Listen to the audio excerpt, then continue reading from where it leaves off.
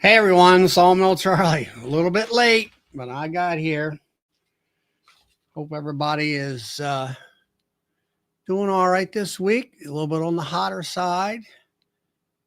Go in here and click on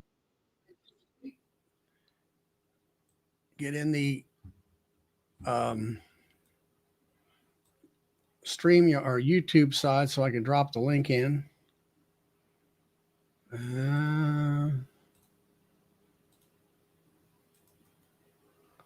Paste. And there it is.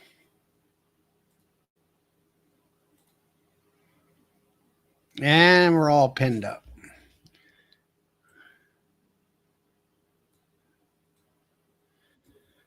And who's coming in? There's Mr. Bill. There he is.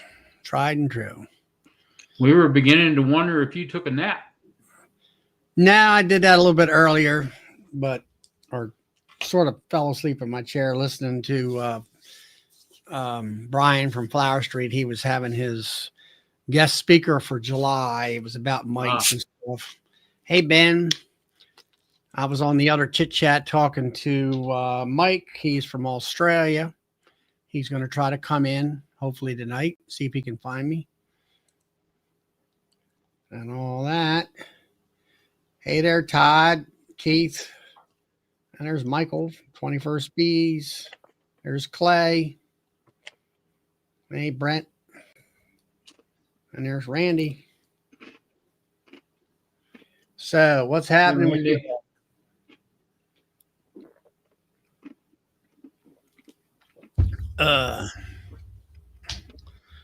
Anyway, well, it's been on the warm side, muggy side here all week for the most part. Some days better than others. Hey there, Ryan. Long time no see. And all that. So, well, I went out Saturday and checked the bees. And they had licked the plate clean. Here comes Nancy in. There she is. You okay, Nance? Hi. Hey, I don't know what it's your screen, but you look like you're sunburnt. It's out today. I was out today for a couple, early, 9 to 11. Okay. But no. Hey, just my ruby complexion.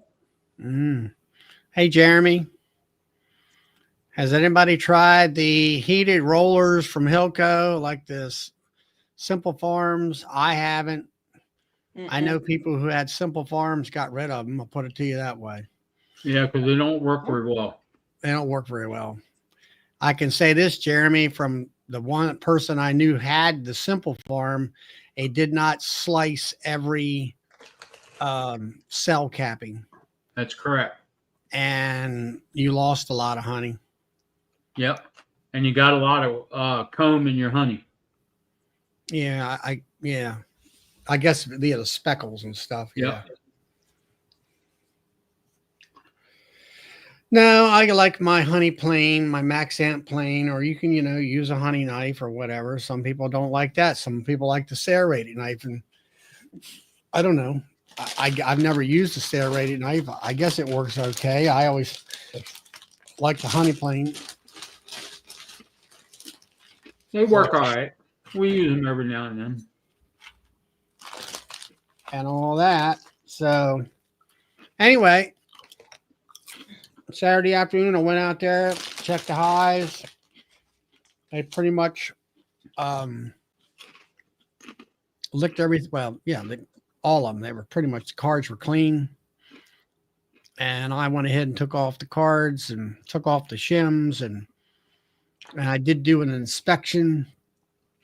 And as far as pulling a few frames up to see whether they had any food on board, and most of them did. I had one or two that I've been feeding a quart of sugar water. I want to try to get out there tomorrow and either Sunday morning or whatever, and do a little bit more inspection. And then noticed, well, it's not a good picture there in the back, but where that tank is out there, I got a nuke there that's growed up. It had 3 medium boxes on there, and they were bearding. Hey, Dinah. Bearding fairly heavy, not terrible, but pretty good beard. And so I went ahead and I got some partially drawn comb frames out of the freezer, and I stuck another medium box on there. I did it in my shorts too. Can you believe that? Whoa, no way. You're living dangerously, dude. I was living dangerously. I went out there. I did put a jacket on and put my veil on, and I took the inner cover off full of bees, and I put it right on that new super box or 5-frame medium box. And then I jiggled in that box on top and then closed them all up and didn't get a sting, none. And I went down the row with the truck parked, and I went over here to where I had a super on top, where I had a quart jar on the inside. Now I had no bracken. I had white socks on. So I got in there and all I did was raise up the telly cover to look in, and it had about that much juice left in the jar. I said, well, they're good.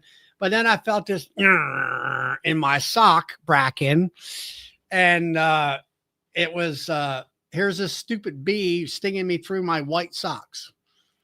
Oh, jeez. And I'm like, really? And I squeezed, I said, there you go. You're getting squeezed and all that. But other than that, wasn't bad. So, let's see. Yeah, I think that was about it as far as that goes.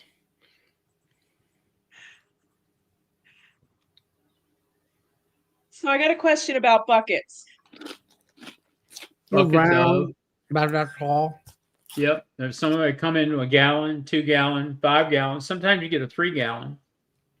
Is this the peanut gallery? So my question, so when they propolize the holes, they only do that when it's empty, right? Yeah. They don't propolize it when it's still got juice in it. No. Just when it's empty. Because I have one that I usually don't let them get too empty, like all the way empty. But one was really empty, so I flipped it around, and sure enough, it was propolized. Yep. So I was wondering, then I checked others, and they still had, the others weren't taking them down there as quick. So I got to thinking, well, they didn't propolize those holes, did they? Like it's taken a while to take it down. And then I thought, well, no, they probably only propolize it after it's empty. So I only used buckets. I think this is my second year. They work really well. Yeah, but I have to put I have to put a veil on. So, I like the rapid rounds because I don't have to put a veil on. I don't need, I don't even fire up my smoker. But with buckets, I have to fire up my smoker and put a veil on. And that's just too much work in August.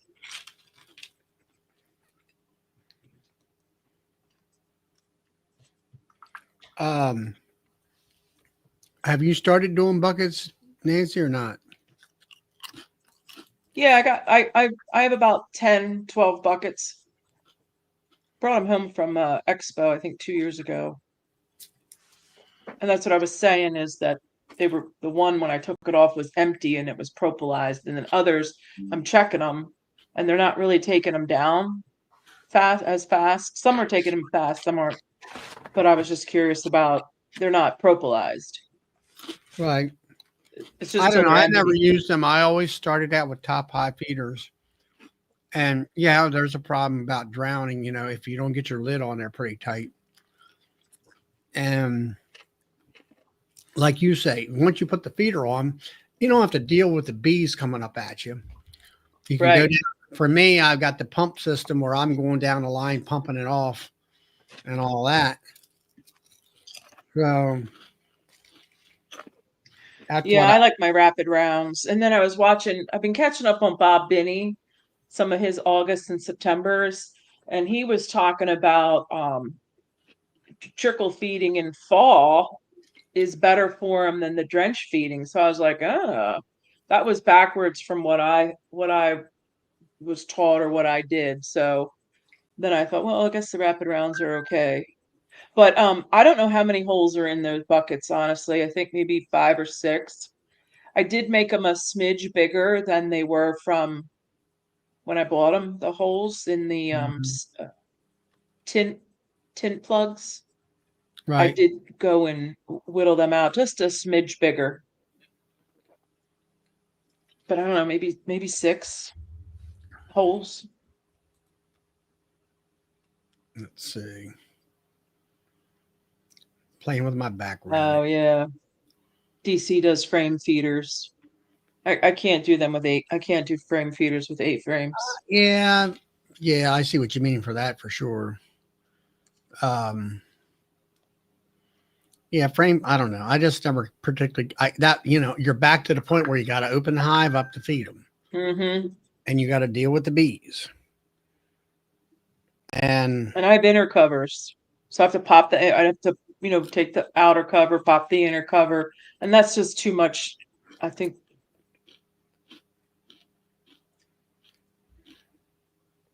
Bracken, what's Bracken saying? Well, these came factory Bracken. These came from. I bought them down at the expo, so they had holes in them. They had holes in them. But anyway, I've been catching up on Bob Binney. He's got some really interesting.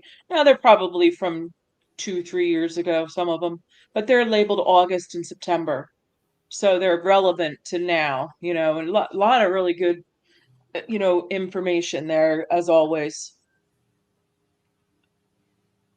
right. I'm forwarding you something I from did see Melissa. Bracken's video. He had some marked virgins come back, 75% or something. Forget what he said now.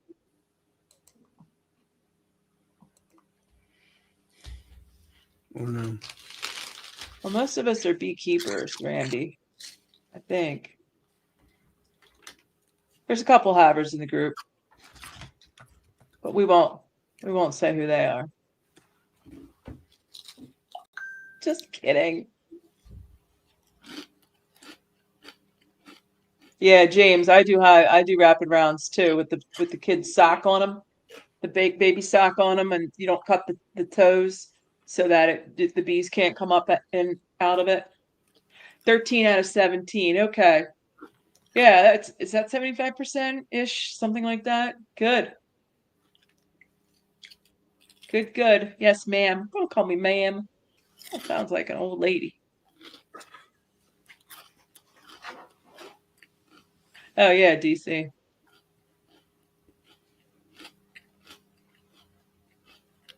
I know Bracken got them new square feeders. I don't know whether they were. I guess Randy, do you work bees in a skirt? She does. Put I a see. skirt on. Put a skirt on, and then we'll talk about your veil. How about that? Todd, what's Todd saying about robbing with the buckets? I thought you didn't want. Oh, so Todd. So what I was talking about before was I had migratory covers I bought from Bob Binney, and they had a little hole in them, and then I put the bucket on top of it, and the bees were coming after it. I didn't like it, so I just went back to putting them on an inner cover with an empty super and then an outer cover. So I am still using buckets. I'm just putting them in a.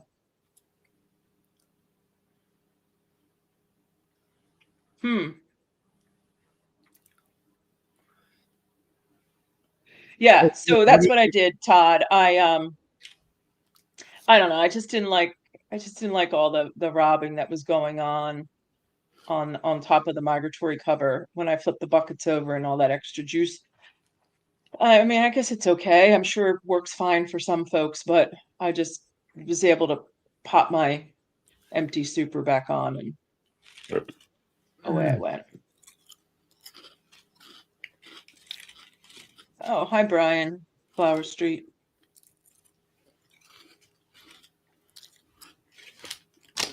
So what are you going to do? You're going to keep with the rapids or? Yeah. Well, I don't have enough buckets. I don't have enough buckets for everybody. So I have half buckets, half rapid rounds, and then everybody will go to rapid rounds because then I'll put my solid sugar at the end. You know, I'll fill them with sugar. And then I also put my Hive Alive fondant on top of the rapid round. Hey, Brian, Castle Hives. Oh, is Brian on? Yeah. Hi, He's Brian. on. He's back from vacationing. I Yep. just say, did you have a nice trip? Seems to be down there in the mountains.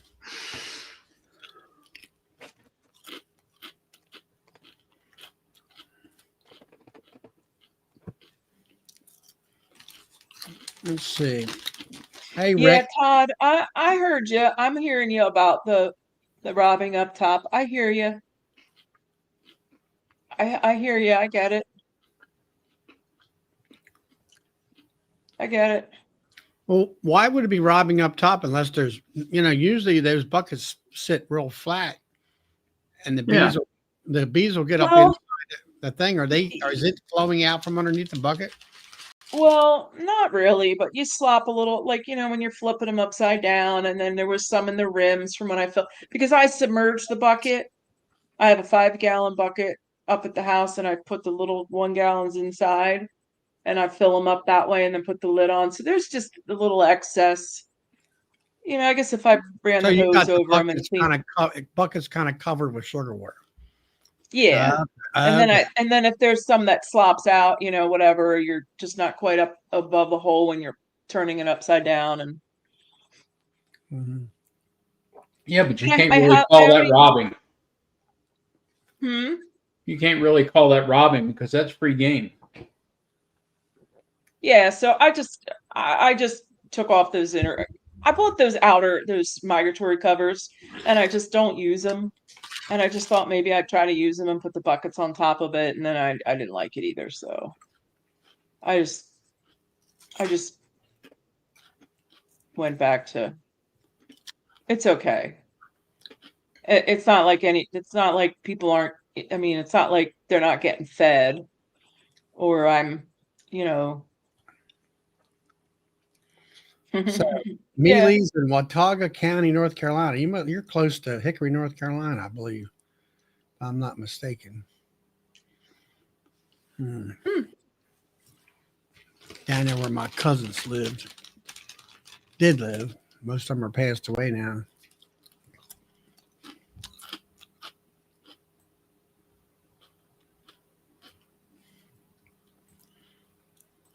So anyway, when it came to April Guard, I finished up that treatment. Yeah, I got one more to go. Then I'm done. Oh, okay, Watauga. Okay, he's up there next to Boone and Hickory, North Carolina. Or not. He's close to Ricky Rourke's place. Yep. He's up there next to Tweezy Road. Mm-hmm. Here comes Todd. Todd, you There There he is. Did you get anything, Todd? What's that? In the mail. No, not yet. Okay. No. Hey, just real quick on the lids, and then I got to go. So this is what I found. When I use the lids, when you fill them through the tin plug, you put the tin plug back in. If you don't have it completely full, when you turn it over that hole, it's going to drip and drip and drip until it catches the vacuum. So what I do is I fill them, I hold them off to the side, I let it drip out till it stops dripping, then I put it over the hole. That keeps a lot of the sugar from, if your hives are not completely level. You'll have sugar dripping out from under the bucket. Yep. Now, the other thing is those lids, the seals on those lids are not perfect. So a little bit of the sugar syrup will seep out around them, and it will stay within that little lid. And that's what the bees go after, the robbers go after. They don't always get it, but they can smell it. So it keeps them occupied up here where they won't be going in the entrance down there, because they can't smell sugar at the entrance like they can smell sugar around those buckets. Yeah. Right. Right. So that's what I've always found. I have zero. Well, I won't say zero, but I probably have less than 5% robbing when I use my buckets. But you fill it all the way up, though, right? That's the key, because if you don't, and then the other thing is what I like to do is when I'm taking the bucket off, I try to keep it. Well, I always keep it facing down, so I put on the lid next to me. And then that keeps the vacuum in the bucket. And so when I'm ready, I'll put it back on. Sometimes it doesn't work like that. You'll see a drip. And so you hold it off to the side again, let it catch a vacuum, and then you put it back on. If you create a mess upstairs on top of the lid, they'll go crazy after it. And then that will cause that colony to be singled out, and they'll go everywhere around the box. They'll find the entrance, and then they'll rob it out. So you can't. It was a new method I did. I only did about, I don't know, maybe 3 or 4 of them that way. So I wasn't, it wasn't a technique that I've mastered, because I only did a handful. And then as I was looking back at my yard and checking on different things, I noticed that they were just attracting a lot of attention. And I thought, I don't know. I mean, I guess if I would, do it a lot, have to do that and do that method a lot, I'd get better at it. But I just pop them off, put them on the inner cover, put the super back on, and or the medium. I should call it a medium, because it's not a super at this point. And then my telly cover, and then off I went. I just thought, ugh. But now sometimes I don't use, when I don't have to feed a colony or two as much, I'll use quart jars, and I'll use the bucket to put over the jar, and I'll put a brick on top of the bucket that holds the bucket down. They can't get to it. And I only put 3. I take a little nail. I actually take a staple, or what the heck is it called? Just a single nail, and I poke 3 holes in the lid. That's all I use is 3 holes. Then I turn that bottle over. Then I put the bucket over that. Then I put the brick on top of that, and I'm done. So I can feed sometimes a couple bottle or jars that way per hive if I need to, but usually I use a gallon at least, and I'll fill that up again. So, well, that's smart to put a bucket over a jar like that. Just gives a little bit more protection. I actually do it to keep it from heating up. Do you remember those bee buffets that were out a couple years ago? There's a bee buffet. Now they sold. So I still have. I have a bunch of those, and that's what I use on my 5 frames, because the rapid rounds don't fit on, and my inner covers have a good 2-inch shim attached to the inner cover, and I can't get rapid rounds on the 5 frame. So I use those what were they called? Bee Buffet. It was Revolution. I've never I heard forget of what that. the company was called, but they sold out to somebody. They sold a Better Bee, Bill? Remember? He sold it to Dant and Better Be, I think. Yeah. I've never heard of them. They're nice. They're nice for 5 frames. They're okay. I mean, they're good for testing when they're ready to take pollen or something like that, because they have an insert for that, and then they have an insert for a jar. I mean, they're okay. Again, you can fill them up without getting bees anywhere. You can do it without a veil. You can just go down and fill. You can pull those jars off, fill them up, and put them back on without disturbing the colony. So that's why I like them. Because when I feed, I just want to feed. Well, I got a feeder here that was sent to me, and it might be exactly what you're looking for. And you Let's can see it. actually, it's for, I hadn't had time to look at it and make a video about it. Well, But here's your chance.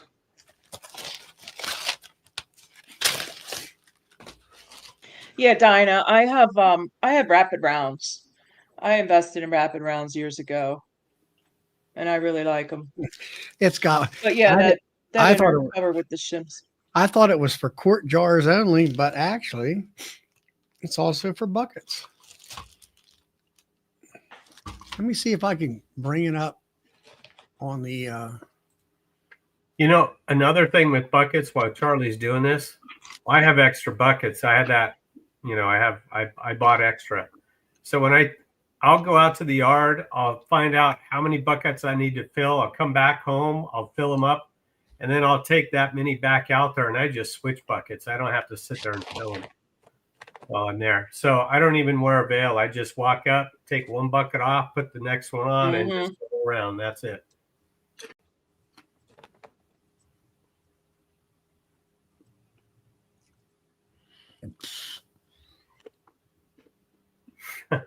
Yeah. I like my rapid rounds. I started with them back years ago, and I just love them. I put the sock on, and I don't even use that little clear thing.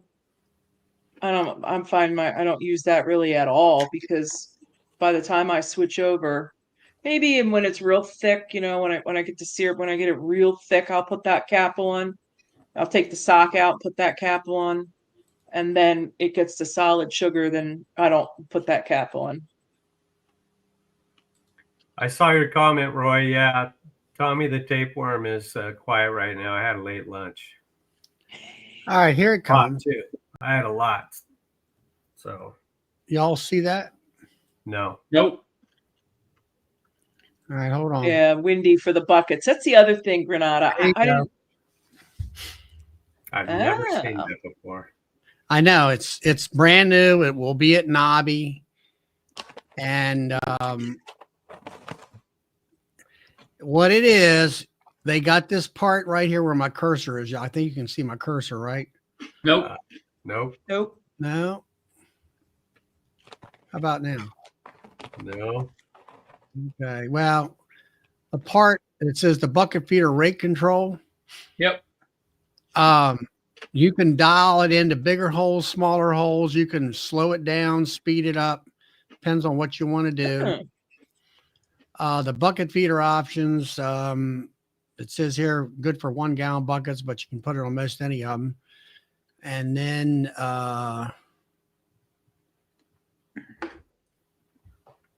this is the bait. This must be the bucket feeder base. The one that says easy installation, that's what it looks like. The Yeah. bucket fits down and the thing snaps right in the center of it. Is that center thing on the far right picture for a 1 gallon bucket? Because I kind of looked at it first. I thought that went around the rim of a bigger bucket and it had holes on the sides. It says here, drill a single hole, apply some caulk, and screw down. $20 a piece. $20 a piece. Screw down the base plate and install the nut and cap into the bucket. How much are they, Charlie? I don't know. Where they at? Somebody else had them. There was somebody I was watching a video had something like that, similar. Might be that product. Hi, this is Mike, and today I'm going to talk to you about a new feeder. All right, let me. I'll run the video. Is that Gina's husband? I don't know what. Yeah, well, Gina's the one that hooked me up, but it's their friend. Okay, because that's Gina's husband, the guy that just had the knee surgery. Okay, Mike? I'm not sure. I think it's the. The jar feeder kit is $19.99. The bucket feeder kit is $19.99, and the combo feeder kit is $25. And the nuke back plate is $5.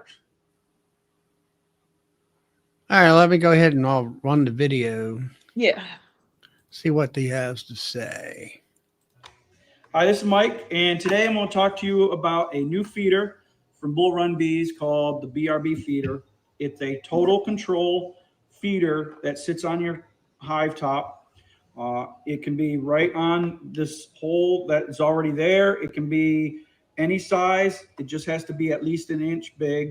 So if you already have lids with holes in it, like I do here, this is for a narrow ball jar, a mason jar. I also have some with the wide mouth mason jar. This will fit perfectly over that.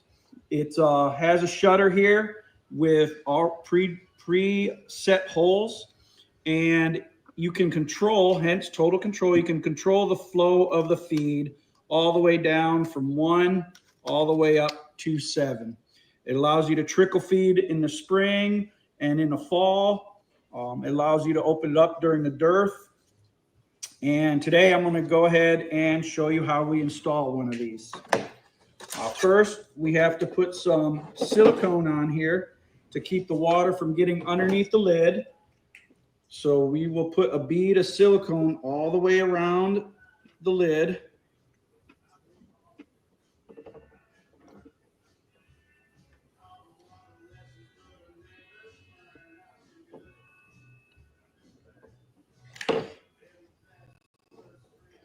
From there, we will put it right on the lid here.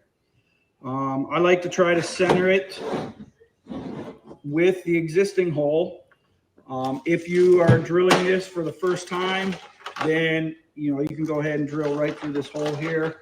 But since I already have the hole, I like to center it, and then we fasten down 3 screws.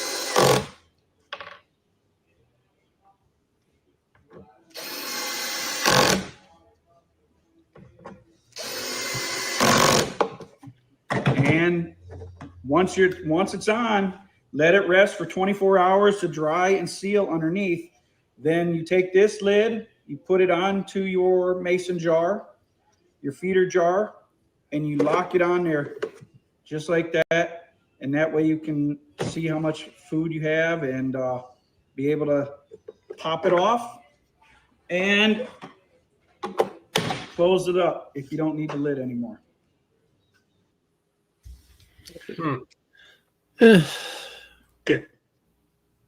It's a nice concept.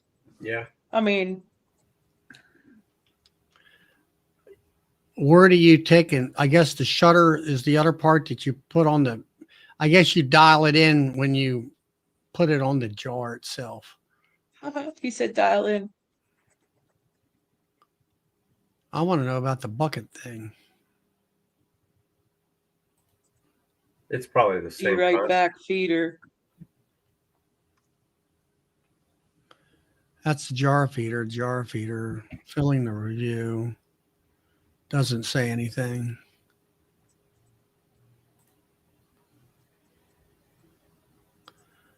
Yeah.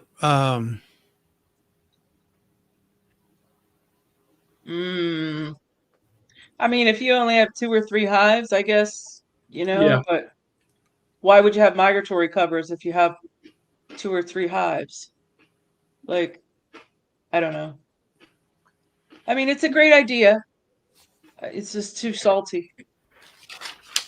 Well, it's like when they called me up, I said, it's something that I don't use. I mean, like you say, Nancy, it's fine for backyard. Or, it's like, Yeah. you've got rapid rounds and then you've got buckets and you went from tellies to migratories and all that stuff. And when you got a bunch of hives, it costs you too much money to be switching around. Yeah. And for me, I started out with tellies and inner covers and stuff like that. I started out with top hive feeders, and I started out originally with the Lyson style plastic top hive feeders. They were kind of flimsy. And then when Man Lake came out with the ones that have the 2 wells, and then I never bought them right up front yet. Then they finally had to come out later on with the ones, they redevised them where they got like tabs on the bottom so the darn bees couldn't push the screens out. And then I that's agree with what Matt says there, where's it? right there. Yeah, Matt. Yeah, I always like Matt's contribution from a contractor's point of view. Like Matt always gives us that contractor, Yep. tilt to things, and I think he's right. Well, yeah, But I'm not knocking the creator's idea. I mean, that was a heck of an idea, and it works. But when you're I was talking feeding to 40 Gina or more, about it, and she see that this is something I don't do. Like talking about early spring feeding. I don't do early spring feeding. Nope. And or where you feed a small amount or versus Trickle. wide open and all that kind of stuff. I mean, like I say, right now I got a couple hives out there that I've got some pro sweet on there because they're lacking. They're not big populated hives.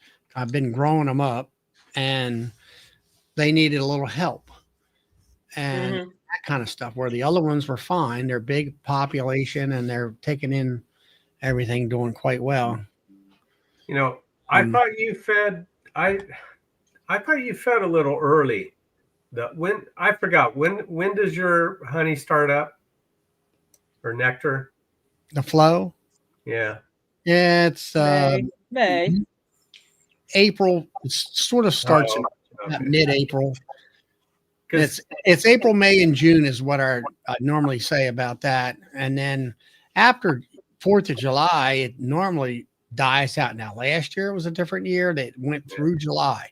This year, by the end of June, we were done. Because I thought a couple years ago, and you and I were both saying it at the same time. We fed a little bit of rocket fuel, and those hives just exploded. And I did that in the fall. okay, I did mine in the spring. I couldn't remember now, but Yeah, I did Yeah, I that. feed in the spring. That's when I pull my frames, is in the spring. I just give them enough to get What going. time, if you're feeding in the spring, what time of year are you doing that, Nancy? So March and April, like March and April, I'll put something thin on, and then I take it off for it's off for at least 2 weeks before I would put supers on. So you have to learn that slippery slope you're on in your yard or wherever, wherever you're at. But yeah, I started doing that, and I pull, they pull wax for me like the dickens. I don't even bother in fall because I get all that done in spring. Okay. I mean, I'm like I say, that's what I. No, Yeah, 21st feed like that. I never had that experience of doing it that way. now I'll feed spring nukes, overwinter nukes. When I do the splits, I'll feed them to get them to build up a little bit quicker. Well, I'm feeding everybody. I'm feeding everybody with rapid rounds, real thin syrup with Hive Alive in it, the liquid. So clean them out, get them good and cleaned out from winter. Clean out their guts, and I don't ever have any problems with no SEMA or they don't streak up my boxes coming in and out because they're already cleaned up. I'm usually feeding them before they really even come out. Whatever that time. Every I mean, I don't know what the time is all the time. Maybe March. Mine start up February, Valentine's Day. She starts laying the heat. It's like a hairdryer coming out. So around March 1st, I'll put feed on, say all of March, and then pull it off, let them sit for 2 weeks. And then by May, popping supers on. that's funny, Paul. Yeah, I like to say, I know, like I say, never. I always feed in the fall. I fill them up in the fall with sugar water and to get them through the winter. And most cases, they're fine throughout the winter. See, I use my feeding differently. I use well, in the past I've used rocket fuel, but that's to spark up the queens. So I'll do it if the weather is decent, I'll do it in February and early March, and then oranges pop in the first week of April, and that's when I put my supers on. But I it gives the queen 3 weeks of laying at least between when I fed with rocket fuel, and I really notice the difference. Not only because it's spring, but that stuff really sparks that queen up. I mean, she gets with That's it. why it's called rocket fuel, Yeah. right? But I'm trying something different I used it a little bit last year, but I'm gonna really, since I already have experience with rocket fuel, I'm really gonna look at this other stuff and see what happens.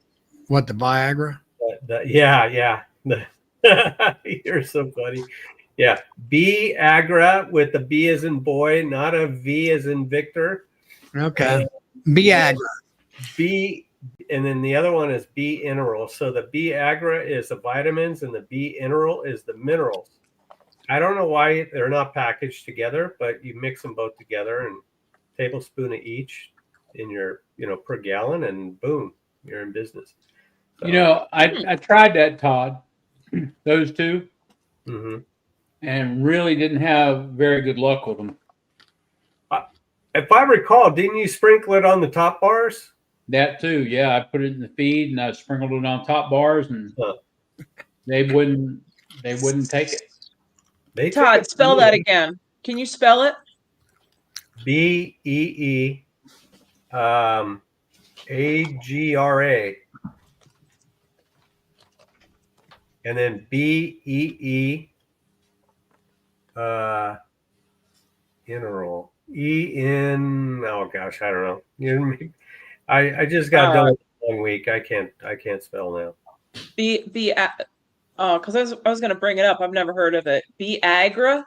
Yeah, It's made by it's made by Apamon. yeah, Oh, Apamon. here we go. Here we go. I think I found it. I don't know the numbers, but it's said to be the #1 feeding supplement in the world, and most of that world is all of Europe. There you go. I got it. I'm going to share it if I can. I think he sells at 80 different countries. I've seen this label. Yeah, it's Appy Tabs. Yeah. Yeah. So that's the vitamin part. And then, wait a minute, I got a bag. Oh. So the other one is spelled BEENERAL. That one. We got it. Yeah. Huh. And that's the minerals. Again, I don't know why you didn't add both of them, but mixed them together, but there has to be a reason. Huh. What's a bag like this last? Like how many colonies? And I'm not saying I've used it a whole bunch.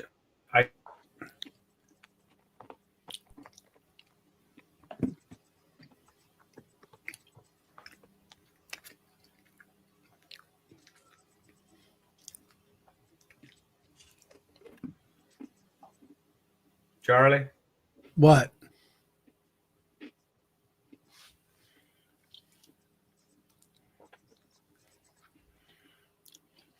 Todd just checked out.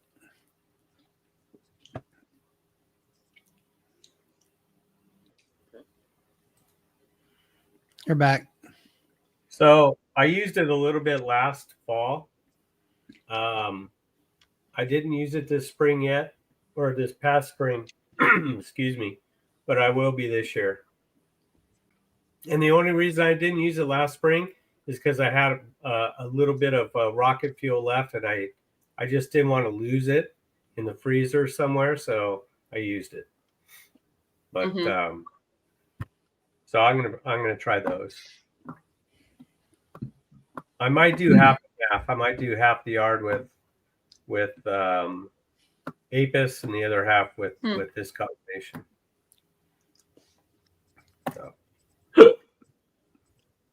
Well, I hate to Interesting. jump in and jump out, but I have to help a buddy at 6 o'clock, and he's down the street, so I got to get moving. 6 o'clock. It's almost 9 o'clock. Well, you know what I mean.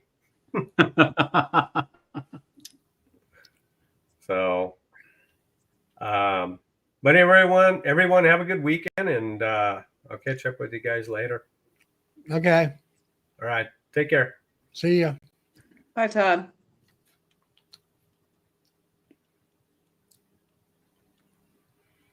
Hey, Lynn.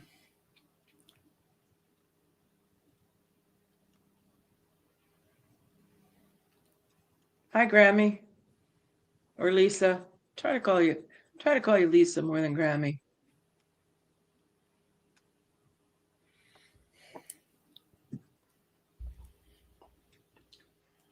Hey, Darren.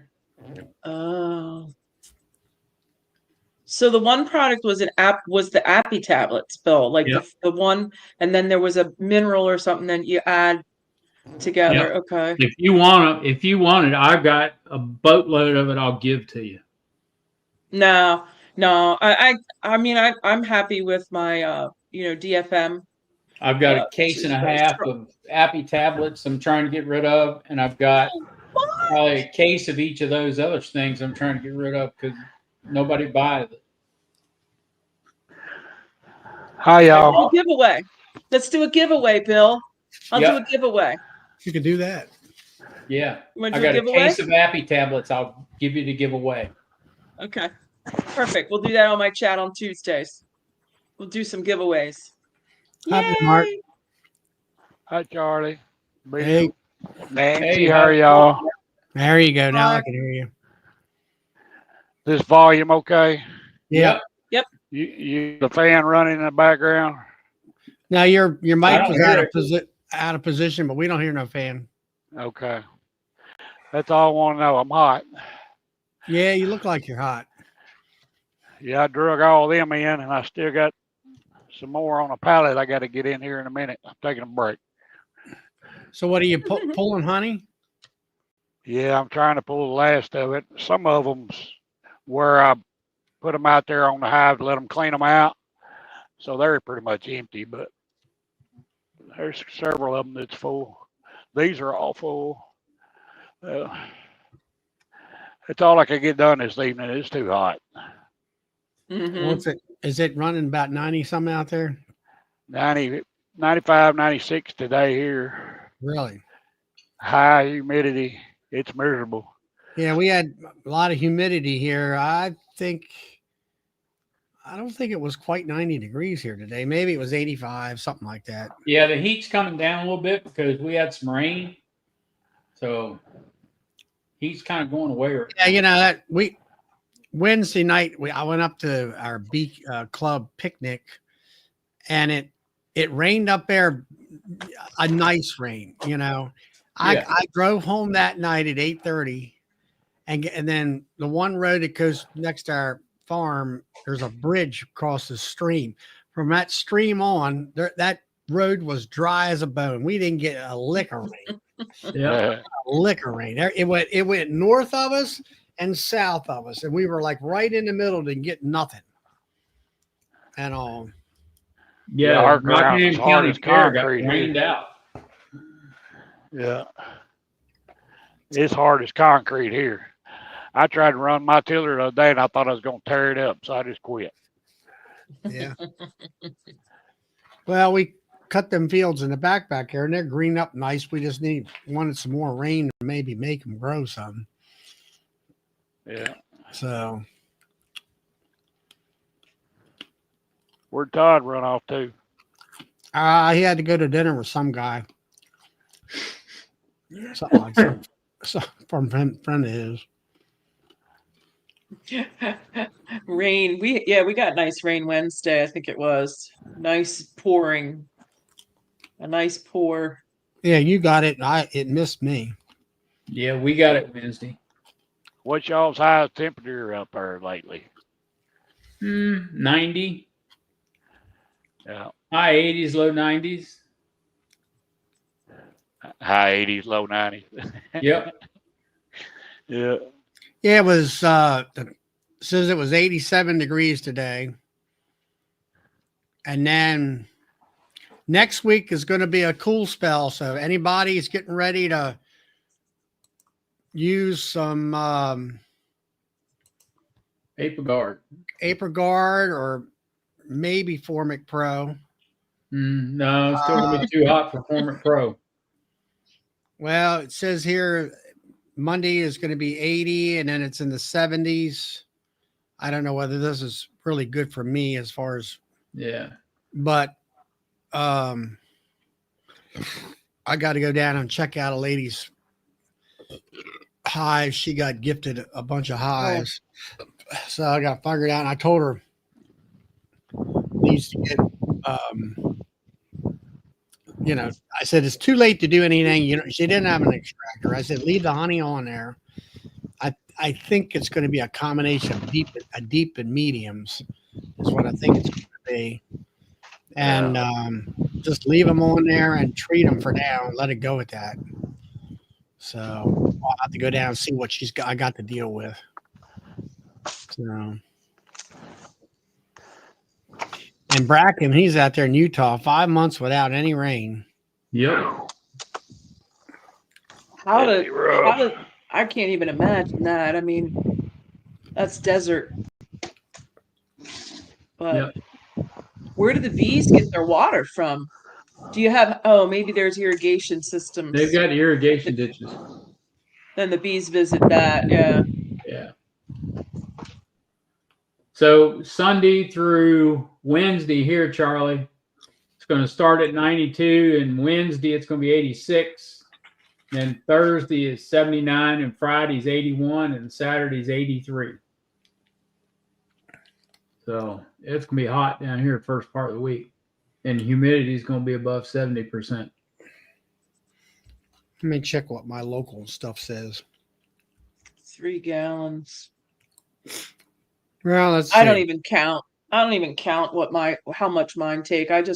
Here it's going to be Monday. It's supposed to be 82, and then Tuesday 80, 79 Wednesday, 77 Thursday. Wow, you got it made this week. And in the 60s, high 60s at night. Yeah, it's supposed to be in the 60s at night here too. So, and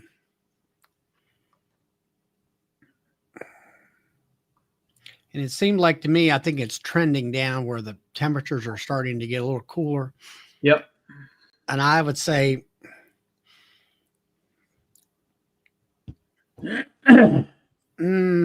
I would still say put 35 grams on of Guard for that lady.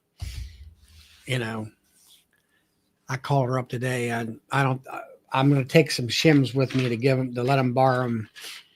But, I figured, well, I think you could probably do 3 consecutive weeks really quick and easy and get her to do that when they get but not to kind of see what they got to deal with. So anyway, Dodd said there's no rain down that way.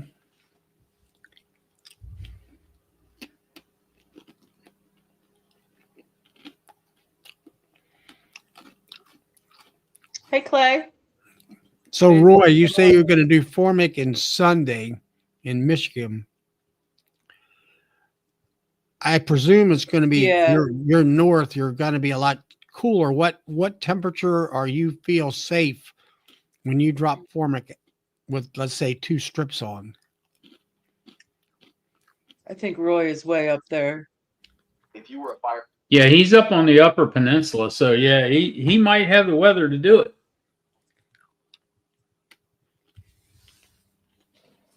High 70s. Yeah, you definitely got the weather for it, Roy. Oh, that's perfect. That's perfect. Low humidity. I had a great window when I did my last couple hives with Formic.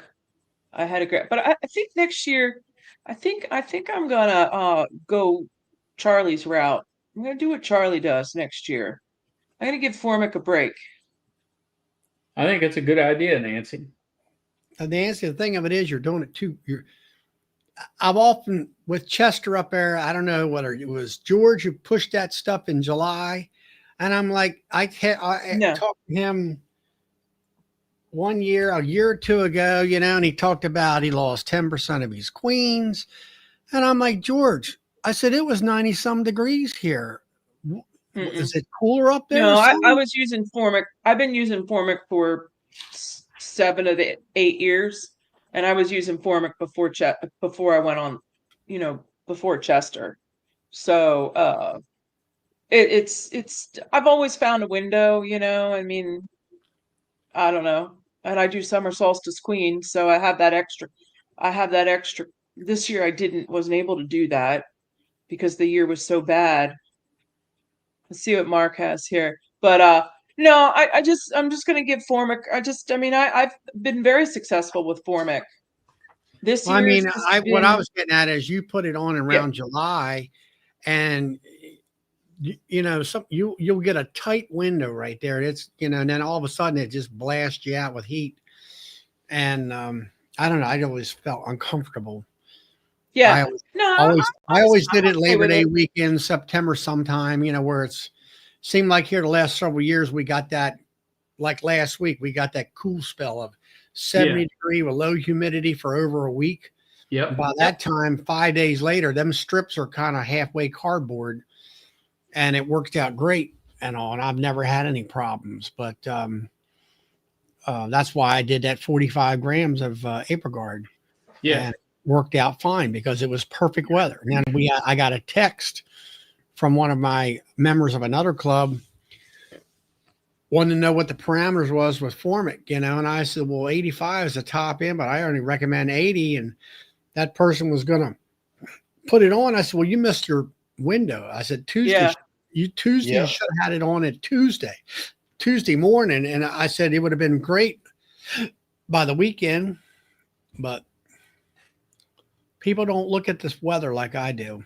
Being a farmer, I watch the weather twice a day. Mm-hmm. And I'm Well, we always turned our air off. I turned the air off. Oh, It works good, doesn't it, Mark? It's good stuff. what is it? What was Honey it? be gone. That's an old bottle. But yeah, Roy, I'm gonna rotate to Apicard. Just. I don't like the price of Formic anymore now, and it's just I don't know. I'm just ready to try something different. Yeah, the Apicard, if you put the shim in, that 2-inch shim, and use I have 35 mLs of it, there you go, guys. it will work well. Yep. Todd forgot to load his lunar wax melter. Ah, That's an inside joke. oh, What are you doing there, Mark? Cooling off by the fan. Okay. Remember, I'm old Got a windstorm going on now. man. Huh? You got a windstorm going on, bud. Okay. I'll turn it back. There you All go. better? Yeah. Yeah, there you go. All right. But yeah, I mean, I'm real happy with Apricard. I mean, my experience with it being the first time because I was like Darren he was doing Formic and he was no experience and concern, and I don't blame him, and that's the same way I was. But now I've kind of I dialed it in. Yeah. I know, I like the 35, 35, 30, and I like the 80 to 85. I know that that's a safe temperature range and all. We ain't had no opportunity to use it yet. No, not at 90 degrees, you're not.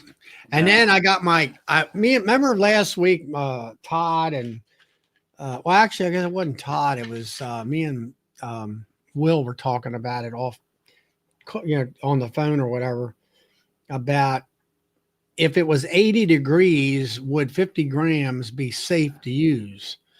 And, you know, you're right on the edge there. And I just watched that latest Benny video he put out there, and he answered my question. He said, if it's 85 degrees, or I said, it's 35 grams, period. That, you know, I said, that's a safe dose. So, Yeah. and, you know, I'm trying to do, you know, you're trying to reduce your workload, and it's like, it isn't that bad of a workload. You know, if you can do it over a 3 consecutive weeks, it's not that bad. And all that. So I think that's what my plans will be next year is 35, 35, 30. Yep. That's what I'm doing this year, 35, 35, 30. I've already done the 30 and 35. I got one more to go. Mm-hmm.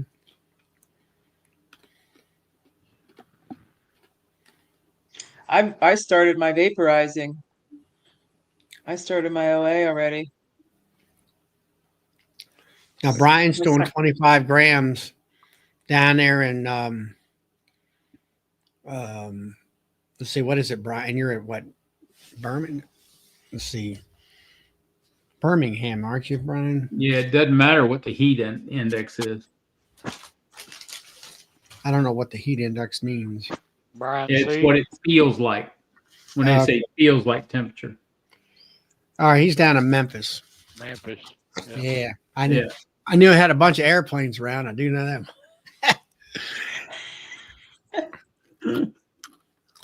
99. I don't see how you guys can stand it down there. I'm used to sitting in the air conditioning all day. I'm not used to being in heat. Oh. So I was Tuesday. I had an event. This place where I have a corporate place. They had a picnic. They have a outdoor picnic. So I sat there under this tent watching these people walk out of their cubicles. You know, they're in cubicles on the computers, and they're walking out, their eyes, squinting their eyes. They're not used to being out in the sunlight. You know, they're all pasty white, squinting, looking around. Oh, this is what the sunlight looks like. Yeah. And then I'm selling honey. I had bees, you know, this, that, and the other. Their club hires me to put bees out. So then all the clubs are featured at this event. So I was there, and they're coming up to me, telling me how hot it is. And I said to the one guy, I said something about his tan. I said, I see you spend a lot of time outside with that tan you're rocking. Well, he was white as a ghost. And he proceeded to tell me that his tan was from golfing. And I'm standing next to him looking like, you know, like the Italian that I have in me. And I just let, he didn't get it. But yeah, pasty white coming up telling me how hot it is. You got that. You got that olive. Took me 2 days. That's why I wasn't on Tuesday. It took me 2 days to recover from that, by the way. It knocks the sass out of me, man. It just yeah. It'll do And now it. tomorrow I'm out in it again. I got a market tomorrow I have to do, and I don't know why I agreed to August, but it's 9 or 10 to 2. So Anybody use Miller type feeders? I'm not sure what Miller type. What's a feeders Miller type feeder? Well, I use baggies a lot. But, yeah. you know, it's just Hey, cheap I'll and look it up. quick. It must be some kind of a bucket. He has problems with a bucket. A Miller high top feeder is probably wooden, some sort of wooden feeder. I got it. It's What a is it? wooden feeder, and if it's not sealed, then it's going to leak. So I sell wooden hive top feeders that are sealed. Oh, that's Yeah. I started out with them Yeah. years ago. Right. Yeah. And if those corners aren't sealed real good, it's going to leak. Yeah, well, wax dip them. Yeah, Yeah, I'm using but caulk in them my- things and everything else, trying to keep them sealed. I can tell you right. Roll that back down, Nance. Yeah. Right in the corners here, and all along where the plywood is.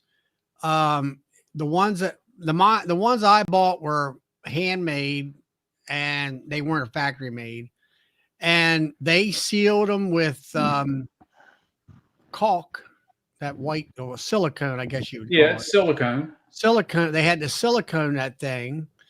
And then the other problem was in the corners here where I think this was designed a little bit different, but the screens, the darn bees, if this thing got empty, they would go down that screen and push to get up underneath the screen and get out there to get that sugar water. And then, of course, a bunch of them are drowned it and whatever. I still Yep. got a couple of them junk. I mean, they had Luan or whatever it was in the bottom, masonite or something in the bottom. Yeah, that's too lightweight. Yeah. If you'll run you a ramp down, look right here. See how this is built? Got a ramp coming down it. Then you build you a ramp onto that one right there, and then you can put a tin pan around and have your ramp going into your tin pan. Well, that's a fat bee man feeder right there. Yeah, That's it an is. old one. Yeah. That's a fat Yeah. bee man feeder. I remember them, and he would take and get yourself a gallon milk jug, cut the top off of it, Yep. and then put that ramp down into that milk jug so the bees could get a hold of that sugar. Right. Yep. So that big one he's got, if you can't get them to seal, just build you a ramp and then get you one of them metal turkey pans to fit right down in it, and it works. Yeah, it does. Well, Yep. And if you divide it off like you got it right there, Mark, you pull that screen up a little bit, and you use it for sugar in the winter. Right. and then I think Fat Bee Man, he always used that back compartment where he could put wax and stuff in there, or Yep. some kind of tools or whatever. Yep. Yeah, he talked about that for years, making them darn things Yeah. and all that. I got step one of my timing nuke started. Oh, really? Cool. Got step one. That's all I got. Cool. So What was that? Making the grooves? put in the handle. Yep. Oh, That's nice. step one. What is it? Just putting You the put a handle? handle in it. Put in the handle. Oh, okay. I filled it up. All right, you filled it up. Okay. Right. That's step one. Yeah, because when you put the groove in there, it's going to cut through in it. Well, yeah. So next time I'll put my grooves in. Step two. But I ain't got to that part yet. Hmm. I'm interested in see how my little nuke timing box will work. So, Bill, where can we find some? And so I don't particularly care for plastic queen excluders. Do Metal they make? one? I like metal ones, but for like that nuclear that he's talking about. How many you want? Well, I'm looking at. Would you have to cut them metal queen excluders? I didn't have them Yeah. made. They'll be wood bound. And they would probably sell for, my cost would probably be about $10 a piece. See, I was just thinking about he's going to put a groove in that lid or that in and slide them down in that groove Yeah. and all. Yeah. If you took a piece of frame bottom, groove bottom for a frame, that'll fit perfectly down in there.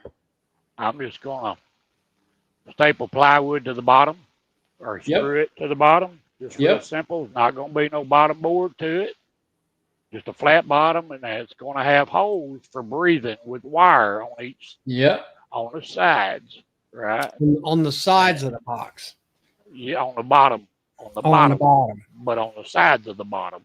On each And side. then the bottom's gonna be grooved, just like these. The bottom will be grooved all the way down, right? Yeah. So when it sits in there, it can't move either way. Right. Simple. And then I'll drill a hole there for the entrance. Put a disc on it, Mm-hmm. and then for top, I'm just going to use that concrete. What do they call it? Like you put tile on. Yeah. That way it'll lay flat and it won't warp on me. You know what I mean? Yep. It'll lay flat all the time. You Yeah. leave Cut me it, up some of that for lids. You leave That's it all in? it's going to be. Good night. Good night, Nancy. All right, dude. Not Nancy, See ya. but I think I've got a bunch of old plastic ones. I'm just going to cut some and see if I can get them to go in there and not warp. You know, Yeah. I don't want them bowing out. Give me a set of measurements on what you need, and I'll see if I can get them made for you. I'll do it. I don't want to give no $20 a piece because I'll have $70 tied up in one box. No, it ain't gonna be no $20 a piece. Yeah. I can tell you that right now. Will they How be big is metal? There'll be metal queen excluders, a round bar metal. Okay, yeah, that's what it needs to be, really. Yep. Be better. A lot better. Well, let's see. You could take that lid. Well, if you could get lid, well, I know Bill could probably get lids without any handle holes put into them. Yep. And you could take Well- that. They take the end piece and the bottom boards, and as long as you got the measurements just right, actually, if you're making it yourself, you could take a table saw, and once you get it set for depth, let's say 3/16, a quarter inch, you could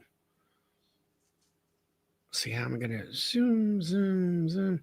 You could take your end caps and run it across with the fence on the one slit, and then take your bottom board, do the same thing. So now all them lines are going to be perfectly in line. Then just flip it over to the other side. It'll be the same. Well, Yeah. actually, I just got another thought. Depending on what the width is, of where you got your screen here and your screen here, Right. get your if we could get a dado set, I've where I got could one. you got one here, and then in the middle where you could put spacers to where you could, slit, and all the slits would line up. Mhm. Yep. And then at that point, you could measure how far down the screen. Let's say it goes in a quarter inch at the bottom. Go down at the bottom, and then you come up, and then your queen excluder's got to come to the top of the box where the frame rests are. And then all you have to do is put a migratory lid on. Yeah, I don't care if it comes all the way up to the lid or not. I don't really. Not Well, you really got worried to about because that. You have to. You have to, because No, I'll if throw it don't something come on up it. to the lid, then she could crawl over the top. Yeah, I'll throw netting over it. Just that strip. Just roll me a piece of netting and then set the lid down on that, and then they'll still have their crawl space over here. See, you with me? As long as I've got a lid that don't warp and it goes flat, that's all I want. Yeah, well, I mean, you could put when you say netting, you're talking about over top of the isolation part of the queen Right, excluder. right. Just window Well, you could screen. put bubble wrap or something like that, or a piece of cloth. Yeah, yeah, something simple. But if you had it Just- measured up to where it's right at the edge of the top where that lid would take care of it, then you don't have to worry about all that. Yep. Yeah, yeah. Would be nice. And all that stuff. But yeah, I like the concept. You explained it to me what you were trying to do and all. Well, I played with it a little bit, but not with a 5-framer. Isolated to one frame. So I don't know. We'll see. See what happens next year. Well, I can see, how did I make them things?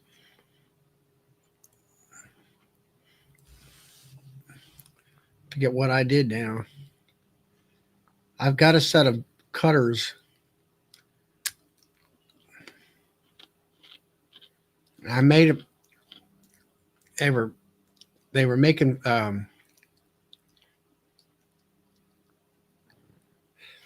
figure what it was now that I did it, how I did that. You know, I've got access to a brake. I wouldn't even have to put the grooves in it. Well, I would on the sides, wouldn't I? Mm-hmm. Well, I don't know. I could probably make a cage with that brake. I don't know if I'm smart enough to do that or not. Well, And then, if you were I would bend the space in the queenies clear, and then they wouldn't be worth flip. You know what I mean? That'd be me. well, if you're just trying to test it out, you could use a plastic one. Yeah. But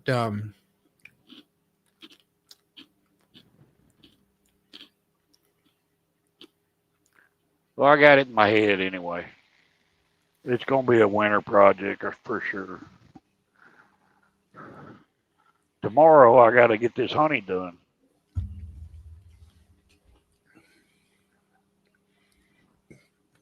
yeah, I was thinking that's how I did it. I couldn't remember how I made those 2-frame mating boxes.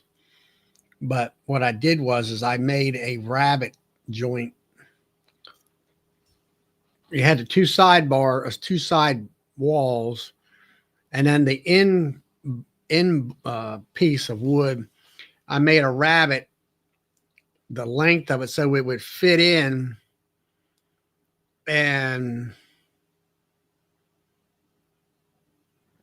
I think I dadoed the end where the frames would rest, made a frame rest, and did it that way. And I have a set of cutters to do that, to do those 2 rabbit joints and all. Well, I'm no woodworker. Well, I was making a bunch of them. I got about 30 of those 2-frame mating boxes, but I like your idea better where I could drop you might say a 5 frames of bees in there. Like I was talking about it here several weeks ago. If I'm pulling 2024 queens out of my boxes next spring, if they make it through the winter, I could drop them in them hives and and lock them up for a few days. They would stay there. And then I found that getting a queen mated, if you had a great population in that mating box, then things seem to be better about getting her mated and stuff and that kind of stuff. So, and it seems like to me too, Charlie, when they come back mated, they got more bees in there than they left with. Seems like. I've never had that. I've never, experienced that, but seems like they bring company home sometimes. Well, I've heard of that. Yeah, I've heard of that too.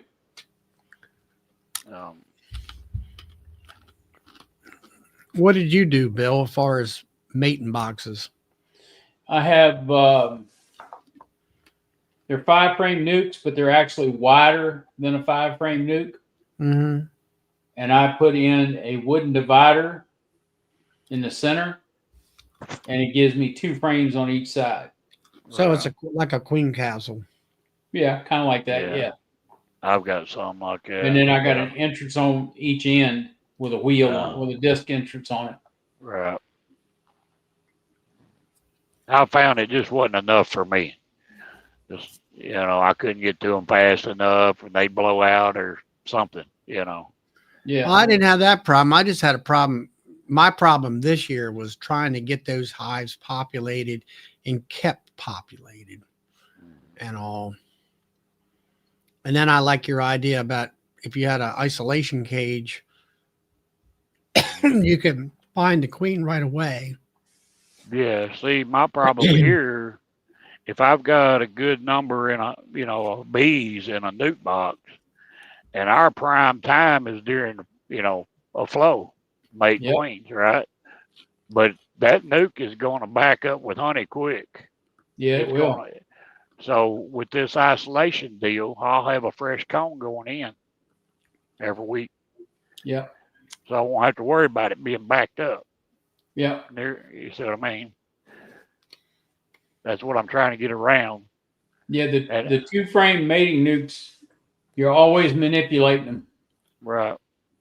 Always. Yep. Where this will be 5 frames. But Yeah. they may have 4 frames full of honey and pollen. Yeah, they may. So, Maybe. And what were you saying, Mark, that when you pulled that mated queen out of there, you're also pulling her brood out of there. right. And then when you drop a clean comb in there, the other bees will accept the virgin better because of no brood in there. Well, they're hopelessly queenless again. They Okay. had no choice, right? They have nothing to make a queen cell out of. Right. Because I took the frame away that had eggs and larvae. Plus, I took the queen away. Got So me? hypothetically, if I made let's say my 2-frame mating box, I pulled the mated queen out and I sold her. So she's got her original eggs and everything still in there. So if I did you say you put a caged queen in there to let her release a virgin queen? Yep. 7 So day old. 7-day-old queen, you would put her in there, let her release out of a candy cage. And what you're worried about is the meantime, in them 7 days or whatever, they're going to make cells. So Yeah, they're but not they're not going to have anything to make cells out of because I'm going to pull the larvae out. Yep. right. But in my case, if I just left those 2 frames in there with her eggs, the last queen's eggs and whatever, then the acceptance rate of my virgin is going to go down, is what you're Way telling me. down. Right. Yeah. Okay. Well, I mean, that's something I did not know. So now you've got to wait a week, basically, tear them cells down again, put your cell in it. Yeah. So it's like you're not really winning by grafting. You might as well let them make it, right? Right. So unless it's just a genetic thing Yeah, but for you. when you put a live virgin in there, they're not going to accept her because they got, as Fat B Man used to say, they got their own kin they like better. Yeah, exactly. Right. So when you pull that brood out, and really in theory, what you've got is you've got support hives for your production hives. So you take that brood and you put it in one of your honey production hives. They'll take care of it until it hatches out. Now you got more worker bees. Right. Exactly, get Bill. honey. So like say if you go through 10 hives and you collect 10 queens and you pulled 10 frames of larvae out and you set them in a 10 frame box, now you date it Yep. because you know they're not very old, right? They may be just starting to get capped. You Yep. date it, you go set it on top of a big hive. Yep. Now you go by your date, you pull that right before they hatch. Boom, you've got you another cell builder. Yeah. Put them in a cell builder and there you are. Right. Now, Diana says, try, what is it called? A skeleton.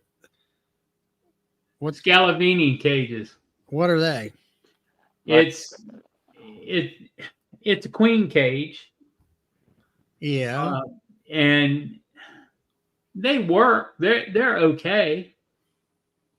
They're good for like if you're going to do a brood break. Yeah. Is that one that Richard Knoll shows a lot of times? Yeah. Similar, I think, Yeah. but they also have one where she can lay in too. Yes. It's big enough for her to lay one side of a frame. Yeah. But see, like this method, I'm pulling the whole frame out. If I want to requeen with her, I just mark her, put her in a push-in cage, Mm-hmm. set her over here in a quiet box. Yep. Then I go to wherever I'm going to requeen. I've got her in a push-in cage on a frame of brood with bees in it. Yep. Pull that Exactly. queen, drop that one in, good to go. Yep. I'll have to come back and pull the push-in cage out, but that's no biggie. That way she don't go in a cage. She's still laying queen, right? Yep. You traded She's still laying laying. queen. She's never been stopped or anything. Right. You traded laying queen for laying queen. Yep. You didn't trade laying queen for mated queen. See? So it's Yep. easy to do in your own yard that way. Yes. Plus you took all the brood and eggs out, drop another full cone in with another 7-day-old virgin, come back in another week, you can do it again. Yep. Flip that same nuke every 7 days. Yep. And you're still on like what, a 26 or 7 day cycle? 28 days? What would that be? 26. There you go.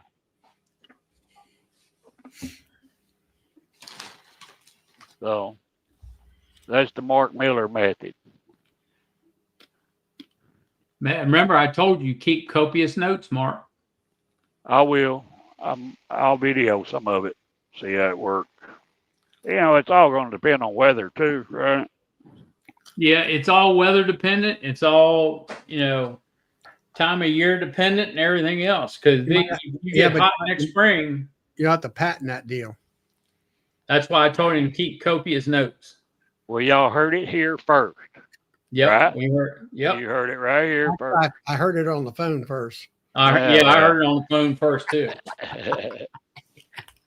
I just hadn't said anything because I was waiting for you to say something. Yeah. Now you know. Now Yep. everybody knows, right? Yep. Well, And if y'all can think of some criticism about it, let me know. Because it may be something that I'm not thinking of. Well, once you get it perfected, you got to give me, you got to tell me how to make the box and all that stuff. I'm going to try it. And if I can repeat it and Charlie can repeat it, then you've proven that it works. Right. main thing is if you can drop a queen in there like you're thinking, and you can get a week or so, and she's mated, and then like you say, I mean, that was my problem about queen rearing this year. I can make 15, 20 queens a week, most cases, virgins, but I can't get that many mated a week for the demand. Yeah. For the Well, demand. that's why you mate part of them. All right. And then And all then the your other stuff part you gets sell full. as virgins. Yeah, I know that, but the bot, it's like you're going to get 10 out of 10 wanting a mated queen because they've been taught by the clubs the only kind of queen that you're supposed to buy is a mated queen. That's all they don't know how to take and put a virgin queen in or anything else like that. Yeah. It's because they've never been taught. Never been taught. But it's a whole lot to build up to this too. You've got to graft your own. Yeah. You've got to hatch them out. You've got to bank them for a week. And then you've got to run your mated boxes. So it's a cycle every week. Yeah.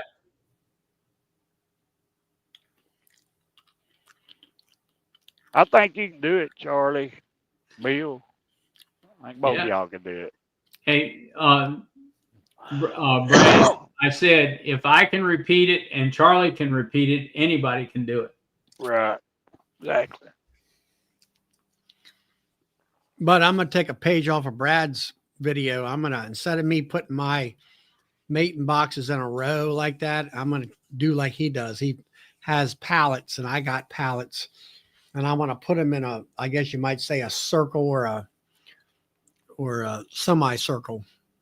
What I did, I just took pallets and put legs on them and Yeah. get them up about waist high. That way I ain't got to bend over. I can just drive my tractor up there and start running queens. Yeah. And they're all waist high. I ain't got to bend over. It's nice. Put me a piece of metal underneath them. Set the legs down on the metal. Now I can mow right up to the metal. Don't have to worry about the grass under them. Yeah, that's a good idea too. Oh, I got a good sense of humor, Brad.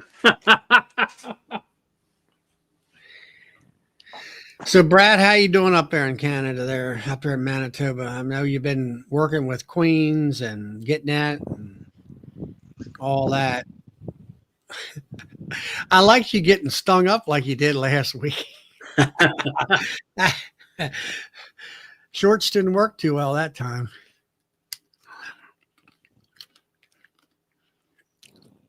At all. But no, I mean that's it. That's my next, I guess, hurdle as far in queen rearing. One of my major hurdles is to have a better way of populating my mating boxes and keep them populated.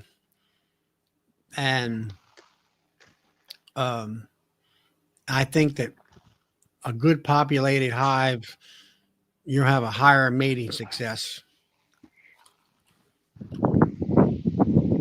Seems to work that way, Charlie. Huh? It seems to work that way. Right.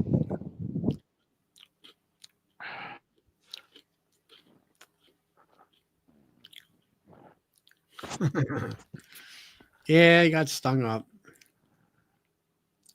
Well, y'all, I'm gonna get off here and go in and cool off. I'm done for the day.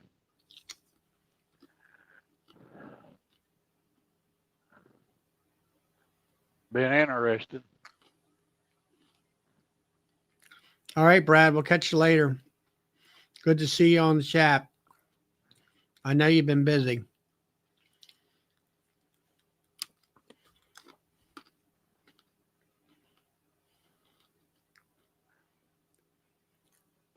Bill say, you know somebody that might can make them queen excluders for us?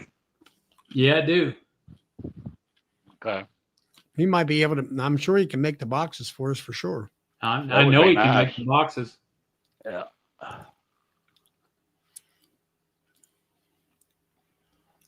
Make a couple prototypes. Yep. It's just gonna be pretty simple, really. Keep it simple, stupid. There you go. Brad said to have a great day, Mark. Thank you, Brad. I ain't heard from Brad in a while. Hey, I guess he's busy in the honey right now, ain't he? Yeah, his last video showed him he's really busy in the honey. Yeah. Busy in the honey and trying to keep the queens going and Yep. keeping his hives queen right. He's busy right now. He's kind of like me this year, where you think you got the darn hive queen right, and then you come back and it didn't take or whatever.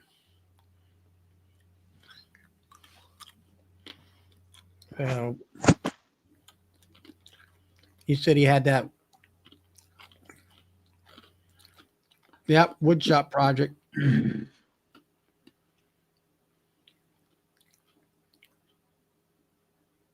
All right, I'm gonna get off here, y'all, before I tell all my secret.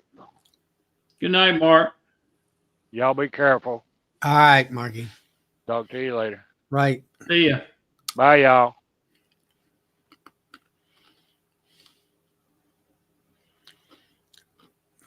Yeah, I could tell that, Brad, that those nukes are really making you work. I haven't seen your protege helping you out here lately. Is she still working for you?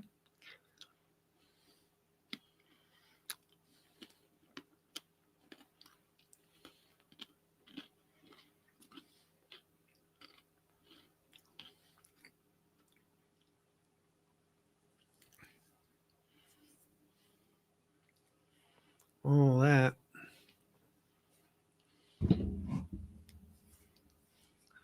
I got to get a drink here. I'll be back.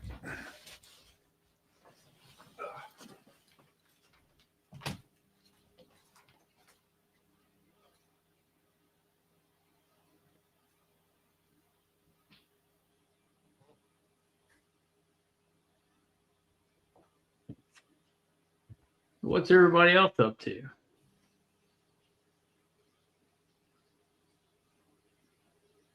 Hey, Joey. Haven't seen you in a while.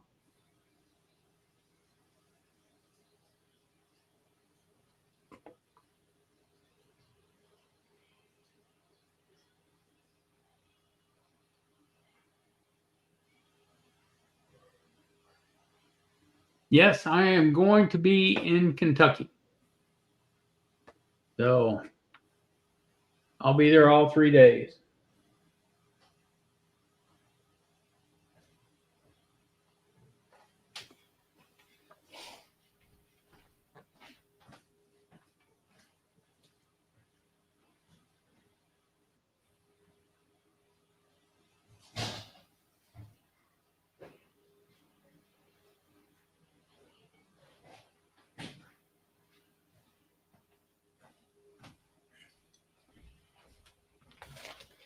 Somebody popped in. Yeah. Ed Goodfellow. Oh, there's Michael. Ed Goodfella. What?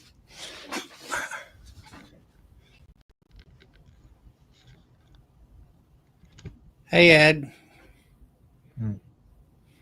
Are you new? Looks like you're new.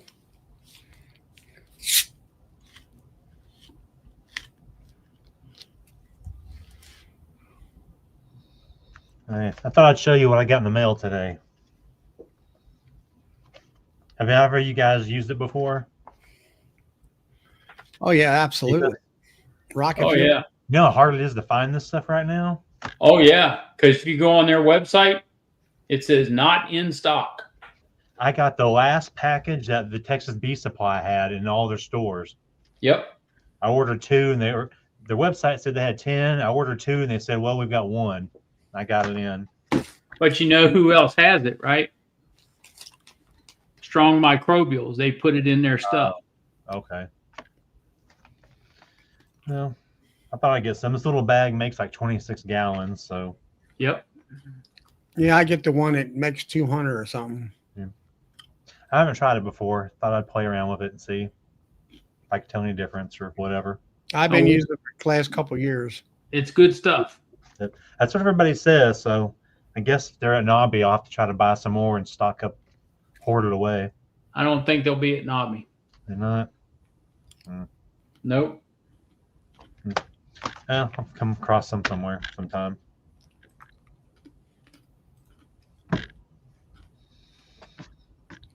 I was getting ready to walk out the door and head home. I thought I'd just jump on and see what's going on. Not a whole lot. We were just talking about Yeah, I was kind of listening in the background as I was working on stuff. So right.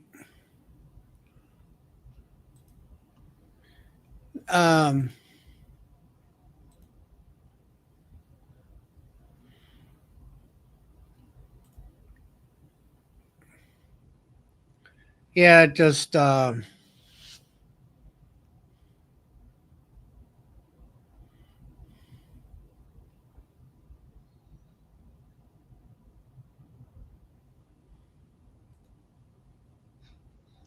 free hat.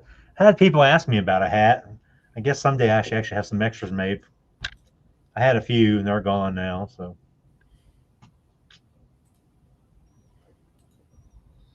yeah, Tom never gets a hat. Doesn't matter how many he ever buys. He didn't get one.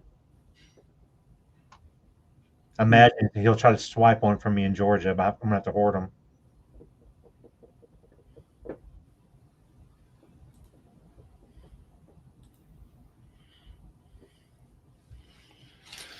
yeah.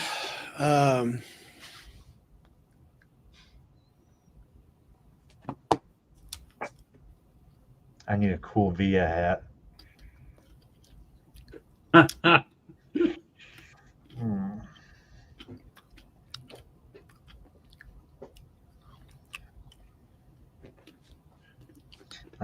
That's something Tom ought to give. That's something Tom ought to give to everybody that comes to the dinner is a hat.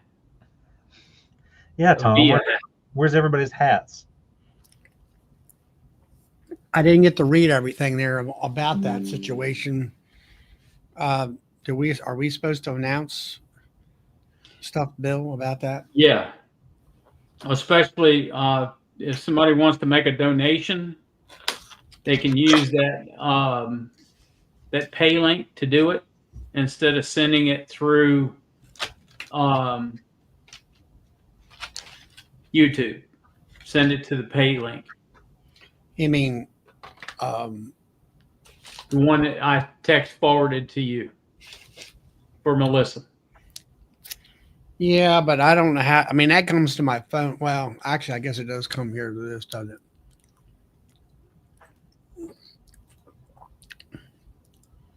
I forgot about that. I guess I missed something. I have no idea what y'all are talking about. All right, first thing, let's start off with what we're talking about is the Nobby dinner. Mm-hmm. I hosted myself, and I'll say co-hosted it last year. We had it at the pizza place, and it's really tight. And as far as the size of the place, everybody here that's on the chat, whoever came to Nobby was, we had virtual tickets to make sure we didn't get over booked, which we were still, anybody could show up. So thanks to Melissa and Tom, they've been looking for a place to have it, a bigger place. If anybody went to the mead tasting thing, I think it was at the VFW or Moose Lodge, one of the two. It'll hold 150, 200 and some people. It's a big place. It's not real close to the expo center. It's kind of about, I don't know. He says, I didn't go the interstate because I just didn't know much about how to get around. I would probably get lost. So I went through town and I figured out how to get there. It's about 15 minutes away or so. And so anyway, there's been a bunch of instant messaging about it. And I haven't really had time to. It's called the 2026 Nobby Dinner. Tom, why don't you and Melissa come in here and talk about it? Yeah, why don't you? Yeah, how about you do that instead of me trying to half read things and Yeah. all that.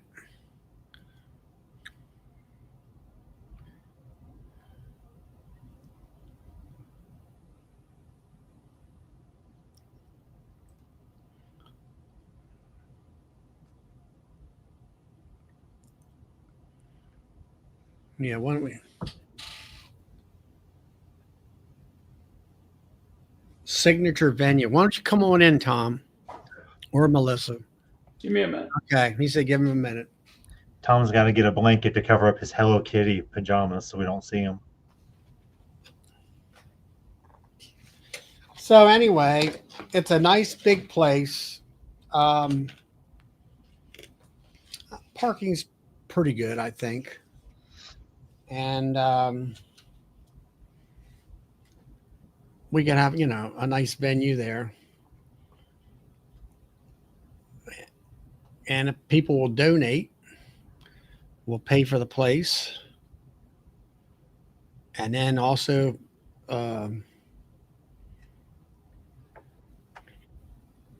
maybe we'll have some catering done.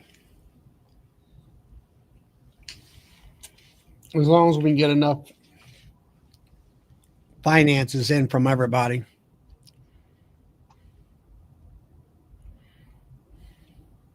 So that's why we get to meet everybody. That we see each other either by name on the chit chat side or by the people coming in on the video side.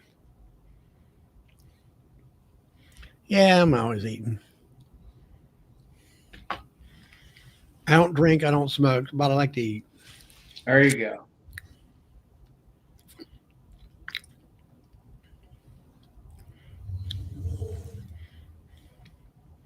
So, Michael, did you go to any conference here recently?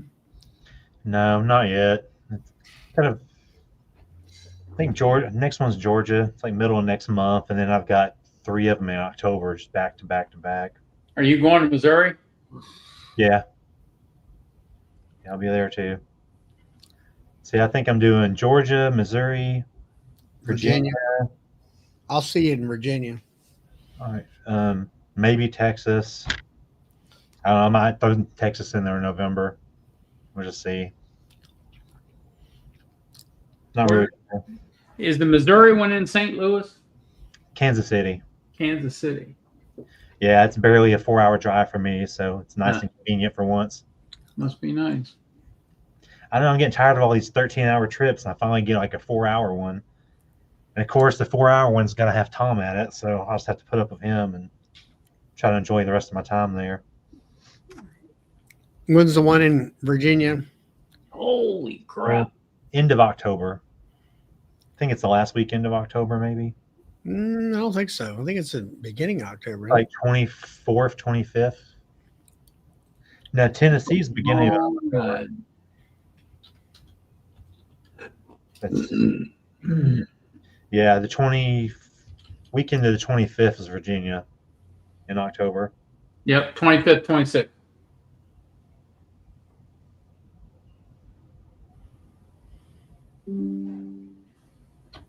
Yeah, and Kansas City's the weekend before that, and Tennessee's the weekend before that. So by the time I have to drive, I'll do a trip. I'll be home for 2 or 3 days, and I'll be gone again. I'll be doing that for about 3.5 weeks.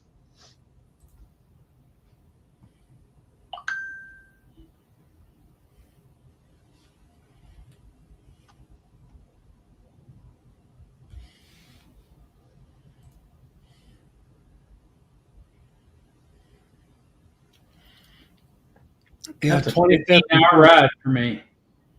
It's how long? 15 hours. Oh, for Kansas City? Yeah. Yeah. It's about almost a 13-hour for me to get up to Virginia.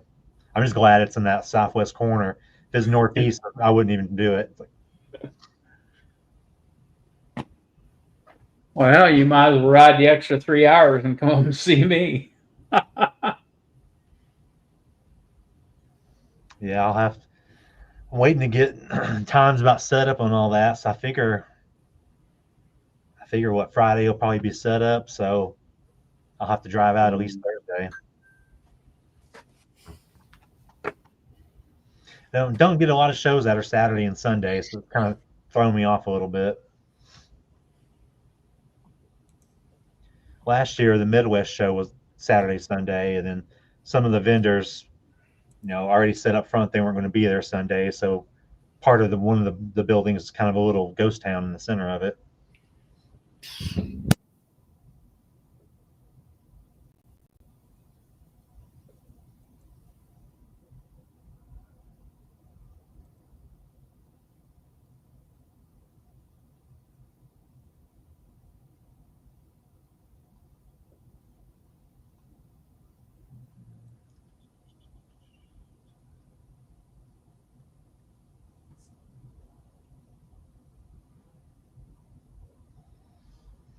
Now, the last few days, I've been trying to figure out my floor plan, my layout for Navi, so I could figure out how many pallets I'm shipping and all that kind of stuff. So, Yeah. kind of working on it around stuff in the plant. So how much storage did you get down there?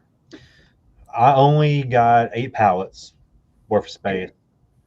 I went ahead and got 10.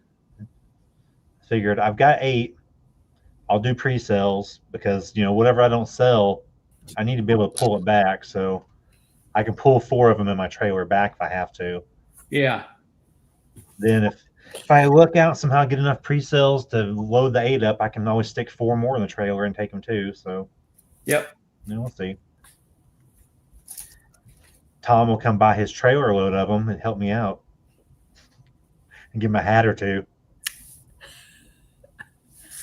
I'll do it for the hat. That's a verbal contract. Send it over.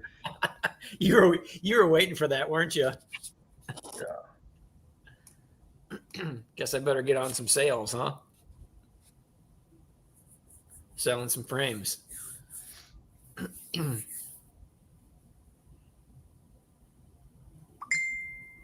You better sell some at Honey. Yeah, No doubt. Tried selling some of it today. I sure did. How'd it work out for you? Yeah, it's pretty good. It's That's pretty good. good. It's pretty good exposure too, actually. It's in a pretty nice area of St. Louis. So, Yeah. Yeah. How did you get into a Dillard's? So well, Michael, you got to know people, buddy. yeah. Yeah, Who'd you blackmail? It's like, you got to be important. No. oh, well, So, Oh, is that what it is? well, like me. Oh, my bad. Like Okay. me. Thank you. No, well, actually, last year, I don't know if this lady saw us at a market or just advertising somehow, but she's the manager in this particular Dillard's of like the handbags, watches, jewelry, perfume area, makeup area. And with the Saturday being World Honeybee Day, they have a jewelry line, James Avery, that actually has a honeybee line in his jewelry line. So they're promoting his particular, So a line. yeah. A line's what he's got. So this James Avery line that they have, that they sell there, it being World Honeybee Day, they promote him this week, or that company this week, and an emphasis on his honeybee collection there. Is that better? A line with a collection. Okay. So anyway, she contacted us to see if we were interested in doing like an educational spot. So we bring a bunch of our educational stuff, and then she said you guys can also sell product in there too. So we did that last year, and she wanted to see if we wanted to do it again this year, and then she asked us to do it again next year. So it works out pretty well. It's, nice selling in the summer inside in the AC. yeah, imagine. It was like 96 or 97 degrees here in St. Louis, which it was just kind of boiling hot. And honestly, we were inside this Dillard's, and that was absolutely freezing. Oh, it was. I'm telling you, frigid the in air conditioning in there must have been on like 55 degrees because it felt like a cave. James Avery, he's just a jewelry designer, I guess. It's a That's what I'm saying. I was like, I don't know what you're talking about. Dillard's jewelry and Yeah. stuff I can't afford, I'm sure. It's like, Actually, it's not bad price, because I was looking at like some rings and like charms and bracelets, and the things that I was looking at were all under $100. So I was actually, I mean, he has some more expensive things, don't get me wrong, but he has some reasonably priced jewelry in that, well, the whole line, but in that particular collection too. Silver, yeah, a lot of it's silver. He's got some gold. the rest of us out here are all poor beekeepers, so we don't have that via honey money. So Hey, I don't have the Via Honey money either. I wouldn't call it costume jewelry, Nancy, because there's 14 karat gold items in there, and there's sterling silver items. Yeah. There's no like precious stones. I don't think, but I wouldn't call it costume. Well, Melissa was looking at for our little granddaughter who's 3 months old. She was looking at a little bracelet for like an ankle or something like that, and that was $160 something dollars. Well, that was the anklet with the charm. Yeah. The bracelet itself was like $79, and the charm was another like $60 or something. Anyway, it wasn't expensive jewelry, so that's all there is to it. So I guess the real reason we're sitting here is not to talk about Jewelry. silly jewelry. Well, it's bee jewelry, Yeah, you still lost me. About the only jewelry I have is a ring and a really nice watch. That's about it. So that's about all I do. Let me find so the venue space that we had gone to, Charlie. I had to look back at the email and some of the exchange that Matthew from Comfort Pro and myself had, and it's actually called Signature Venue. So I had to go back in and look it up. Give me 1 second here. I'll pull it up. I'm sorry. When I pulled up on the thing, it says on the email, it says Signature Venue, but when I look it up on Google, it says Signature Venues. So I don't know if this is a company that owns multiple location spots, but I believe the one that's pictured on there is what I looked at it called Signature Venues, the location spot, if anybody wants to look it up, actually. 6,000 Lions, plural, Arms, plural, Drive in Louisville, Kentucky. That's 40216. So 6,000 Lions Arms Drive, Louisville, Kentucky, 40216. So if you look that space up, it doesn't really show a lot from the roadway. And I don't remember if they actually, a couple of the pictures that they showed on here, I don't think it was from that space. Is that one? That's not the same space, right? I don't know. Because I I wasn't really paying attention to the I don't looking up. I don't think that's that's the space. That's the deal right there. So anyway, they could have a couple locations. Anyway, the building that shows from the outside, that's accurate. But I want to say it was roughly maybe a 10, 12-minute drive away from the conference center, which is where most of the hotels reside at that folks stay in. Hold on, Nancy put 6,000. That's it, Nancy. Is that right? Yep. Yes, that's correct, yep. Nancy. Yep. So, I mean, you're welcome to go online and check that out, but it was fairly reasonable. Let me back up and look at the exchange on there. So a 3-hour event will be $695 plus tax. We don't have to cover a deposit because and we don't have to do a cleaning fee, right? Correct. Because the idea would be, so Matthew with Comfort Pro is going to hold the his little event that he's had at least the last 2 years, actually 3 years maybe. I've been at the last 2 years and helped him set up, but the Beaks called and the Brews. Beaks and Brews. That was always been on Thursday evening. So anyway, I thought the space was actually pretty accommodating, and he had brought in his own lemonade, tea, water, some light finger foods basically, and then people were allowed to bring food in. So I think, Charlie, you were sitting at the same table as us. Is that right? Or near us. Or one table over? Are you? Hey, you're muted, Charlie. All right, here. Yeah, hear I can hear you now. Yeah, I was sitting. I was either visiting with you or I was over at one table over. Yeah. I mean, it's a very spacious place. Yeah. And it was fine. It wasn't the Taj Mahal, but it was actually clean, nice. It's nice and clean and open. Yeah, just it was a big open room, and I don't know. You kind of come in a hallway. That's where the bathrooms are, and then you go into the main room. And it's a great big main room. Now, the only thing I'm kind of concerned is there enough parking there?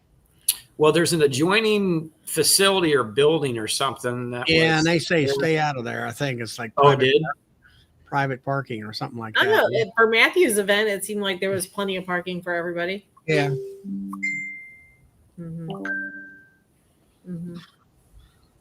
I don't think I need a nose piercing, Paul. Sorry, buddy. I just seen that. Oh, DC's asking a question. I raised my hand and answered him. Okay, gotcha. Sorry, I'm behind. So anyway, the space, it was, I don't know, it's fine. Like I said, looking at $700, and I think the ability for us to be able to bring in our own food, which is probably a good thing, because in my experience dealing with venue locations, most of the time, I would say more often than not, anyway, you have to use the caterers, and I'm not looking to pay $30 a person or $35 a person to cover some kind of food. I would like to leave it more low key, where if folks who come in might be on a budget or what have you, and aren't planning on eating a $35+ meal plus whatever we have to cover for venue and all that good jazz, charging $50-something a ticket. I'd like to keep it at no cost. Ideally. And then you just bring your own, whatever. If you want pizza, go get pizza and you bring it to the event. Absolutely. That's pretty much what we did. Yeah. We brought in some pizzas there, and it's a couple drinks or whatever. Well, you can bring whatever food you want. And if I remember, I was going to say something about alcohol. So they did meat tasting there. So I'm assuming that if you are a person that likes to indulge in some beverages, I'm assuming that you can bring your own. I'm not supplying them for you, and I'm not going to be the one held responsible for anything beyond that. So, BYOB, I guess. And Nancy, that was kind of the idea that we had too, is it's going to be after like 6:30ish probably, Clay. And then so if people are at the hotels, what I'm planning on doing is once we confirm the space, because it's not absolutely confirmed, but it should be within the next couple days. Once we confirm the space, I'm going to make a Facebook event page, and whoever reserves tickets will get an invite to that page. And that way we can kind of do discussions on that page just between whoever's going to the event. And that way, if you want to carpool with somebody, you can do that. And everybody can link up that way. Can you Venmo? Yes. So if you want to contribute to it, again, it's not going to cost anybody anything to go to this. And I mean, we'll have tickets, but the tickets will be free. It's just so we can keep track of who's coming and how many people are coming. It won't cost you anything besides what food you want to bring. But if you want to contribute to it for us to do like finger foods and drinks and stuff like tea, lemonade, water, whatever, beverages and some light snacks to have there for everybody, maybe do some giveaways for door prizes and things like that. If you want to contribute in that way, yes. So my Venmo is at Melissa-Sauceman. What I would recommend you do, though, and actually not recommend, please do this. And if you're going to send something in, please put a note on there specifically what it's for. And I'm going to tell you why. We get Venmoed a lot from people I have no idea who they are. And there very well could be some people in here that I just don't know. People just don't. I'm sorry, Bill. Let me rephrase that. That sounded a little bit, I don't know. People just randomly send us money. Customers whom I don't know will Venmo me for products. Okay. Does that sound a little more appropriate? Yeah, I have that happen to me a lot. I mean, I really wish people send me money for just no good reason, but unfortunately that just doesn't take place. Yeah, I'll get random checks in the mail, and I'll see random deposits in the bank account. And I'm like, what's that for? Yeah. Yeah. We need to be able to account for all this. So I need people, if they send something in, no pressure. If you feel like you need to, great. If you don't feel like you need to, fine. I think that, and I'm not going to announce this just yet. I'll let him. I believe I have somebody that actually said that they want to cover the entire event space, which was that $700-ish. Wow. But again, I'll wait on that. I'll completely confirm that. So the event space, which would be 3 hours, and that $700 again, to reiterate, was for 3 hours of time there, and it's probably a fairly hard line too. So that means if we're over at 9:30, we probably have to be out of there at 9:30. So that would be when the party breaks up. So we haven't put down an exact time, but we want to do it late enough in the evening that people coming into town can hopefully partake into that, but yet not so late that it's past my bedtime. So there it is. And maybe we can get Michael Mahar with 21st Bee to donate a truckload of frames. That trailer load of frames. Tyler, no. It's like I'll send stuff though. Yeah. I'm just messing with you. That was just me poking on him. If you see me and Michael being mean to each other in the comments, don't pay any attention to that. You know, it's purely out of love. So I mean, I mean, I don't know what you're talking about. I'm pretty serious about it. Oh wait, I'm sorry. I'm joking. He seriously doesn't like me. There you go. My Southern hospitality. That's the nice way of me being mad. Okay, I got you. So are you giving away hats, Tom, or T-shirts? I don't know. I'll have to see what I have. Last year, I spent a lot of money and I gave a bunch of stuff away. And Melissa kept going, "Are you sure?" And I'm like, "This is what I want to do. Leave it alone." So we'll see. We'll see what my T-shirt lady does for me, right? I'm going to try to have hats there this year. Yeah. To give away. I really had to work hard on the hat thing because I'm telling you, some of the hats that I was choosing, similar to like what Brian Zabata had, because I really liked those. They were a very nice quality hat, not something that's going to fall apart in like 2 weeks. And trust me, you guys all always see me wearing hats, so I'm a hat guy. I can tell you I'm a kind of a snob when it comes to them. And actually, you can see this one's all tattered, but I like it, and that's that. So, but you can spend, I mean, without much effort, trust me, before I have anything embroidered, $20. Oh, easily. Yeah. And you know, you can buy hats that are tattered like that now. You can. Actually, I ordered one, a Jesus hat the other day that was a little bit tattered. I kind of like that worn look just a little bit, but this one's a little bit too worn. You know, I can't wear this to anywhere. Well, I can't even tell you how long he's had that hat. Yeah. Melissa, you sound like you want to throw it away. She's not going to throw my hat away. I don't mind if that's whatever. So 2 questions on here. Darren asked, what's the ticket limit on the event? How many people? I'm not sure. Tom needs to recheck with Matthew, but it's at least 100 to 150 people, I would think. I would say 150 people easy. Yeah. I would say easy. And I'm going to venture out and say probably more like 200. That was a pretty big event space. And I don't remember how many tables we had set up, but it was a large round table. They were all rounds. There was 8 people I think per there was table, 8 people per table. And we had several out there. So I'm And saying, wasn't there a big open space in the middle there or something like that? Or no. He had all the mead makers around the outside edge. yeah, around the perimeter of it all. Uh-huh. And towards the front door, wasn't there tables where you could put stuff there? Yeah, he had some like drinks and appetite, like crackers and cheese and fruit and stuff like that up there. Yeah. So if you all want to donate enough money, maybe we could get a band in there for the Sawmill Charlie dance off. Yeah. What do you guys think? I'm telling you, I couldn't keep up with Sawmill Charlie. Okay, I'm just going to throw it down there. I would try to keep up with Sawmill Charlie, but I would not be able to keep up with him. That guy can cut a rug like nobody's business. All right. So, but yeah, it was a good size. I mean, it's like 6 times the size of the place we were at last fall. oh yeah, yeah, probably more than that. But yeah, it was. We won't Maybe- we won't be sardines. No. and No, I mean, other. it's kind of like a wedding venue or something like that type of place. Yeah. Mm-hmm.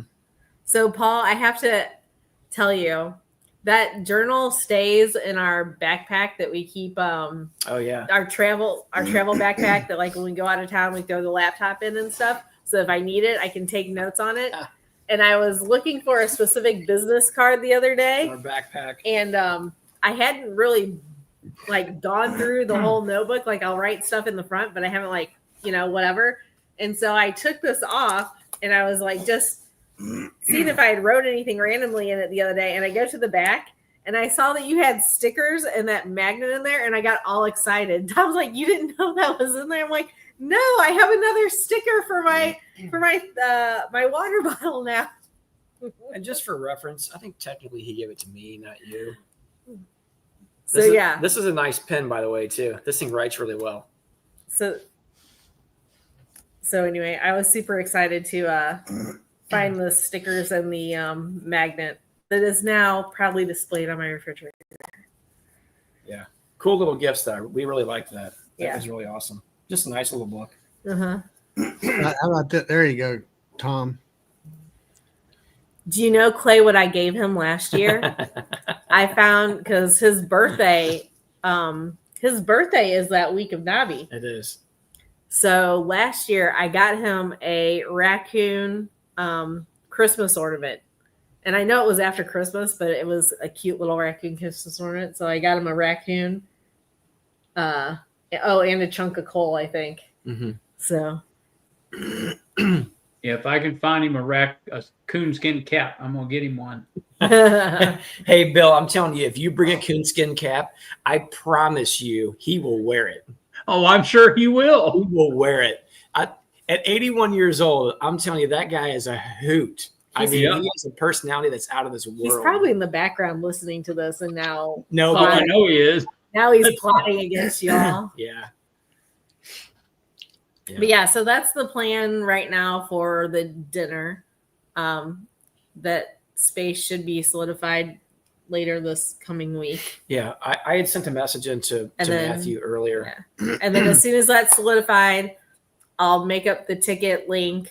And then we can start advertising that on the chats. Again, the tickets will be free. We just do that there's only so much space, and that way we can keep track of how many people are coming, and if we're doing sure hors d'oeuvres, whatever. The venue will have a certain amount of space. Yeah. People, you can go by that. Yeah. And if anybody did come in town earlier that day as well, because we'll be in there Wednesday, hopefully by midday, Yeah. we'll have to go there and set up the tables because I don't think that anybody does that for us, which is not a big deal. Set up the tables, chairs, things like that a little bit prior to the event. So if anybody happened to be free, you're welcome to come over and join, and we can deal with that later on. It's not really a big deal. Yeah, I'll be setting up a booth till 6 o'clock. Yeah. I figured a couple of you guys probably will be dealing with that. What does Tom sell? We sell honey, creamed honey, comb honey, lip balms, candles, bourbon barrel aged honey, Well, the short answer to that is when you sell something, wax. Uncle 60, you're really selling yourself. Yep. Hence all the imaginary deposits that come out of it. I know. I was waiting for something to pop up like that, man. That was quick, Michael. I know. All right, so you're setting up on Wednesday? Yeah. Yeah, because Well, the dinner will be a Wednesday evening, so Yeah. So if anybody has any ideas of something they would like to see there, that's not something that's way out of our realm of possibility and it's not going to cause, because I'm not going to drive out there back and forth and try to set things up and stuff. But if it's something that's relatively easy that you all would like to see there, I mean, whatever everybody wants to do, we're just trying to help facilitate it. That's all this really is. It's just a big party for everybody. So, well, and I want to be transparent to you. Anybody that donates money, it'll be kept track of. It'll be transparent. Maybe if you don't want people to know what you donated, just let me know. But who donated will be on, like we did last year. There was a flyer that everybody that donated was recognized and whatnot. But it'll all be recorded, everybody, just so we know that we're not keeping any of the money anybody donates. It will all go towards whether it's 100%. buying food or buying some sort of decoration or buying door prizes. Mm-hmm. It'll all go towards the event. Mhm. Are Nothing. you going to take donations for door prizes this year, Melissa? Yes. Sure, Yep. absolutely. So if Bill, you don't have to do it. Michael, you don't have to do it. But if you choose to do it, let us know what it is going to be just a little bit ahead of time. You don't have to get it to me, obviously, anytime soon. But we can pick it up there at the event. Somehow we'll coordinate that and get it over there, or you guys bring it over, whatever it looks like. Let us know ahead of time so Melissa can make up a little like flyer or something, and so that we can pay the proper credit to whomever who chooses to donate, whatever it might be. So there'll be a thing out there, kind of like she did last year on each table. She laid down who actually donated what on there, so people could actually see how this party actually took place. Again, if you were coming to that little event last year and it cost you nothing, well, it didn't cost nothing. There was people like Bill and other folks in there who actually donated money and giveaways and things of that nature for all that to come to fruition. So that was all donations from guys like them. So make sure that when you do that, you see that and you go and personally thank these guys for it, because again, without these sort of things, obviously it doesn't happen, and it definitely wouldn't happen for a zero cost. Paul, I was getting ready to look. I don't think I've seen a text message. I didn't see one in mine either. I don't know. Did you send it through a text or through a messenger? Because I don't remember seeing anything come through. Hey, Bill, are you going to the vendor mixer or whatever that is at the Crown? When? Wednesday night, I think. No, because this is Wednesday night. Yeah, I didn't know if you're going to go for a little while and bounce over to there or just ditch it completely. No, because by the time I finish setting up that booth, and you know how big the booth is this year, time I finish setting that up and run over to No Life Beekeepers thing, I'm going to be done. Because I got to be back there the next morning, ready to go at 8 o'clock. Yeah. Yeah. Hey, Bill, if you don't mind disclosing it, if you do, just say so. But are you staying at the Crown Plaza yourself, or you guys got an arrangement? Okay. We're either staying where I stayed last year, which was Home to Suites, or the Hampton Inn. I think it's Home to Suites. What's the one we were staying at? Fairfield. Yeah, we were just kind of down from and down and across from where the main one that came and rented. We decided not to stay there last year. I'm kind of glad we did. It sounded like people that were there were up partying all night long and stuff. So now, from what I understand, last year the fire alarm went off several times. In the Right. middle. yeah, Right. yeah, that wouldn't have worked out well for me. So I'm glad I didn't stay there. Yeah. Going from like where the expo center is, I know go around to like the second exit or whatever and drops you out onto that main road that's this building is on. Mhm. You do make a left and go south, and it's on your left-hand side, I guess. I can't remember exactly. Honestly, Charlie, I just don't remember. I just followed the GPS. I don't know. It's just like when we come in from Maryland and all. So I'm lucky I got a navigator over here on my right-hand side reading the map, and it's like all these, we'll get over to the next lane and the next lane, and finally you get down where you're supposed to be.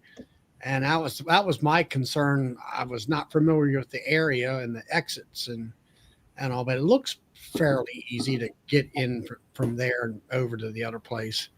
Yeah, I went through town and around, went that way. It wasn't that bad. yeah. I ended up jumping on the highway. And I don't think if memory serves me correctly, I don't recall it taking much longer than about 10 minutes. Yeah, so it wasn't, fairly it wasn't close. far. Yeah, it's just I just don't want to get, I'll say lost, getting off the wrong exit or whatever. Yeah. I'm sure there's parts of Louisville you don't want to go hang out in. Well, right where we're at ain't all the greatest, I'll tell you. Yeah. Well, when you have a beard like Michael, people don't mess with you. Mm, Yeah. I'm just going to be happy that this year I may not be so sick that I remember what's going on Oh, I remember you were really sick around this year. and talk to Yeah. people. Didn't you have pneumonia or something Yeah. last year? I ended up having Like right after you got done with Nabi, you said it ended up being pneumonia. I think you were sick at Nobby, weren't you? I had pneumonia and bronchitis that Yeah. night. Oh man. Yeah, as soon as I got back the next day, they're like, went to the doctor and they're like, all right, go to the hospital. And they're like, oh, your oxygen level's 83. We're going to admit you. I was there for a week. So Oh my gosh. Yeah. Don't do that again. And this year you'll have product. It's going to be a whole new adventure for you this year. I'm going to have product, and it's just going to be, Dad will be the only one that goes with me, who doesn't do technology or card readers or any of that mess. And he doesn't do bees.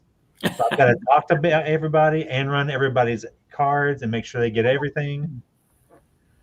So I'm hoping I can do a whole bunch of pre-sales so we don't have to run as many cards there. But I'm gonna prepay and pick it up at Nobby.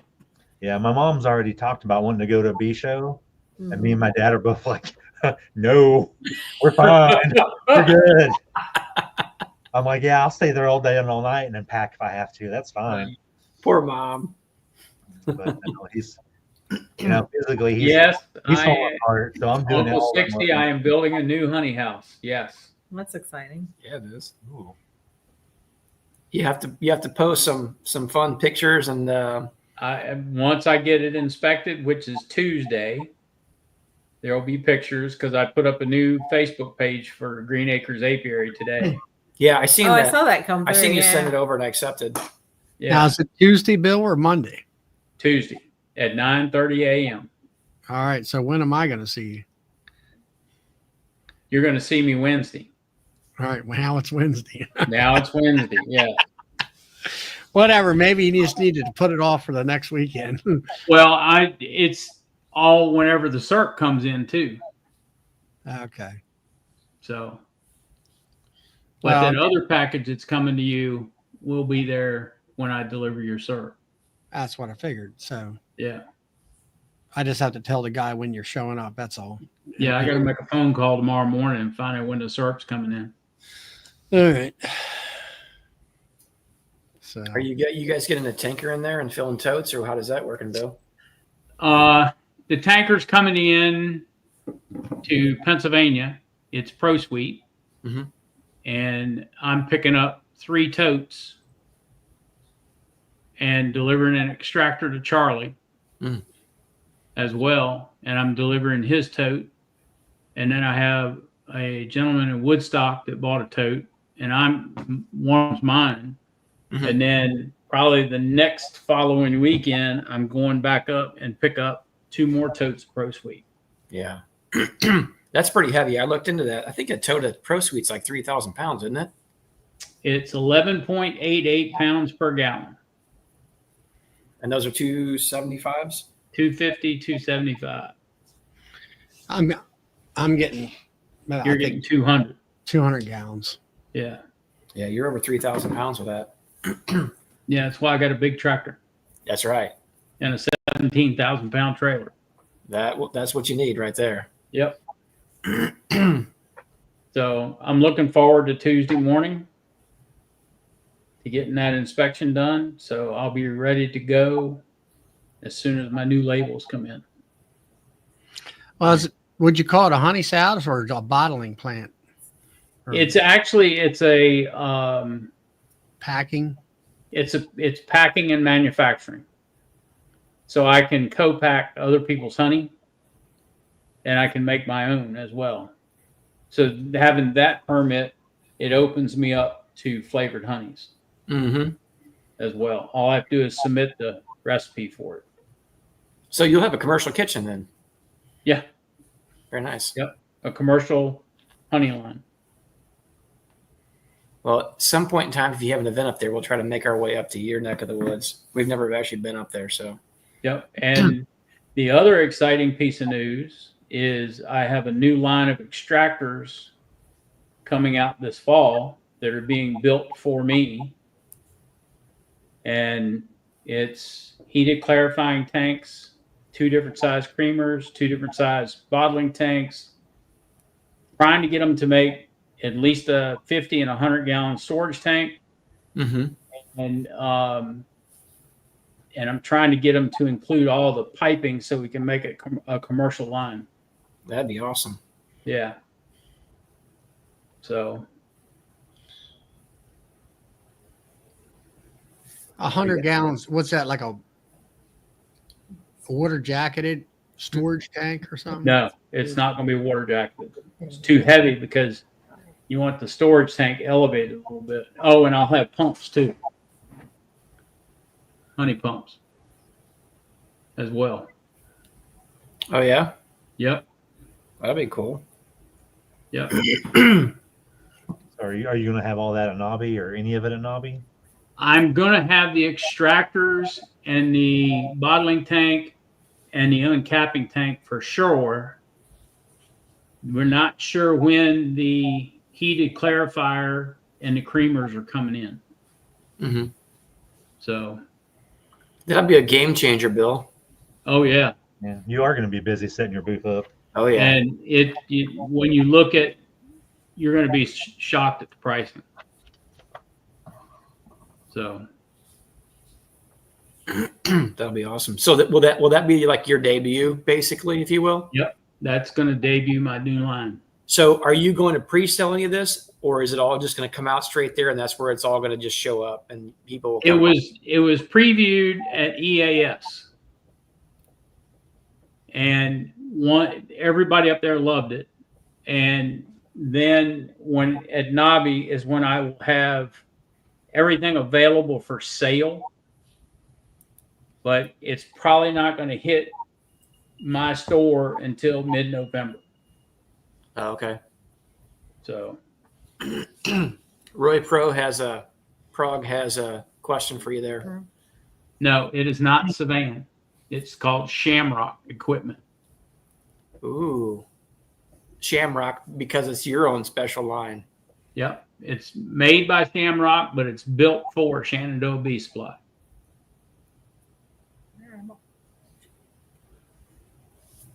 Low riders like Tom is.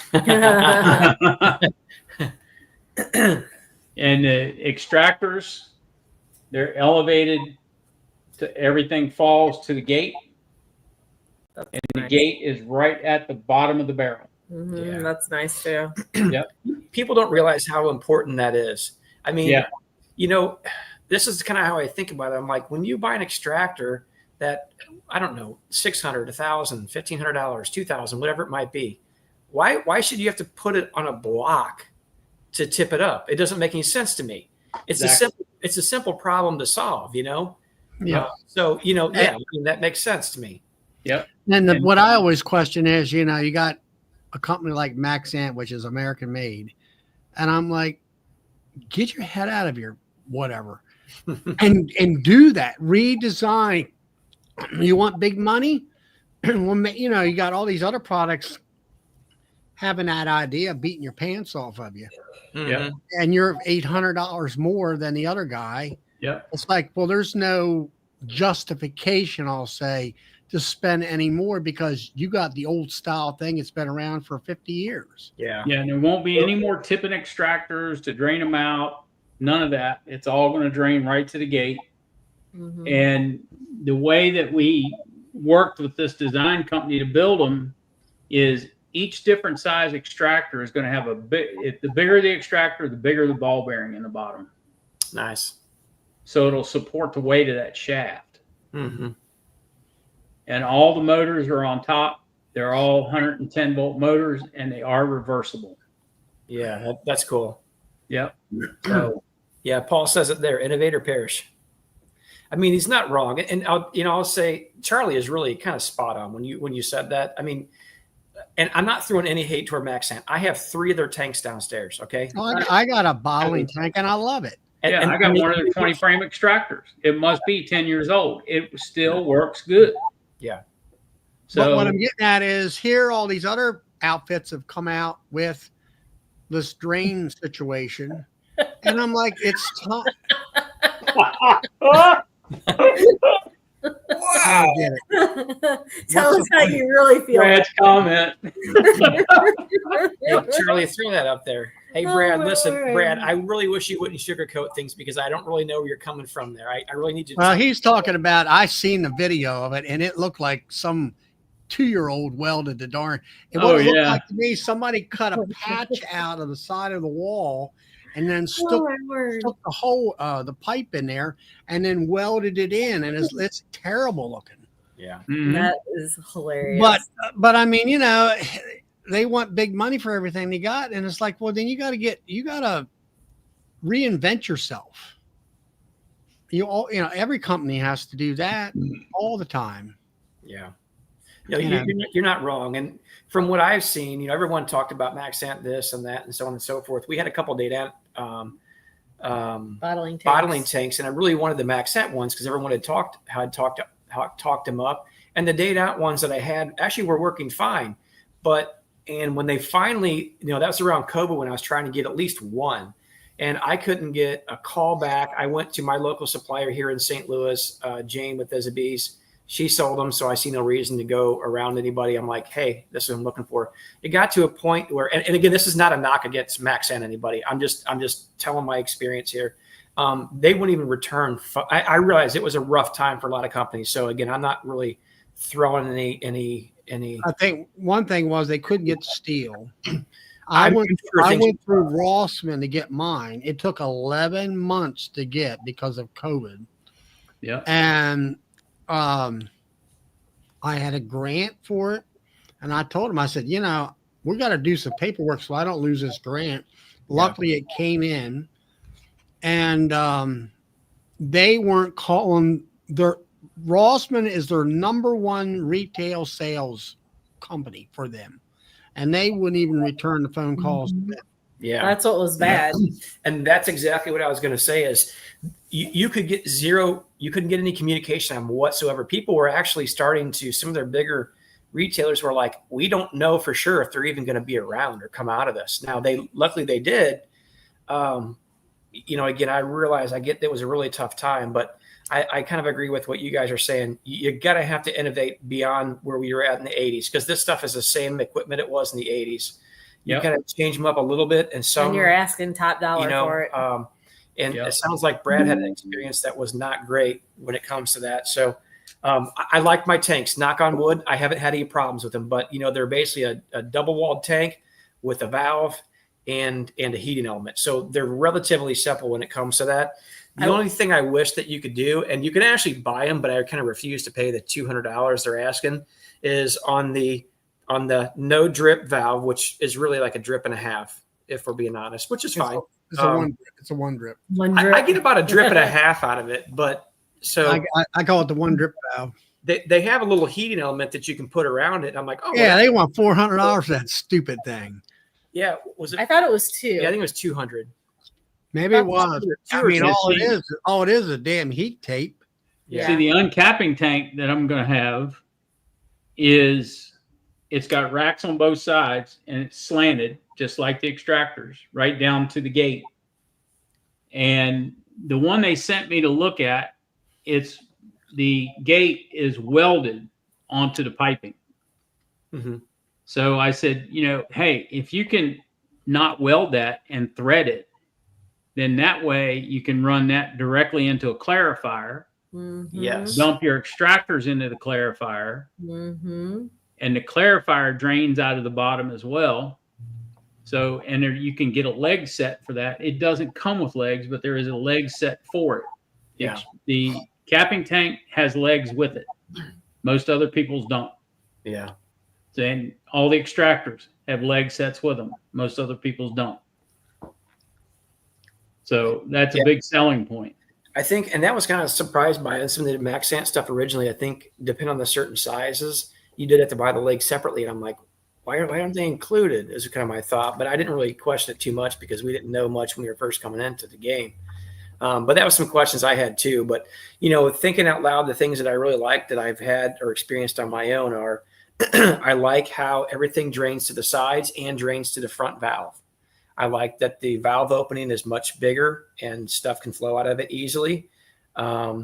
Let's see, being reversible, going both ways is a positive thing. That program that John There's a has set up program mode that's in it. And I found that this is the first year I used that and I really liked it.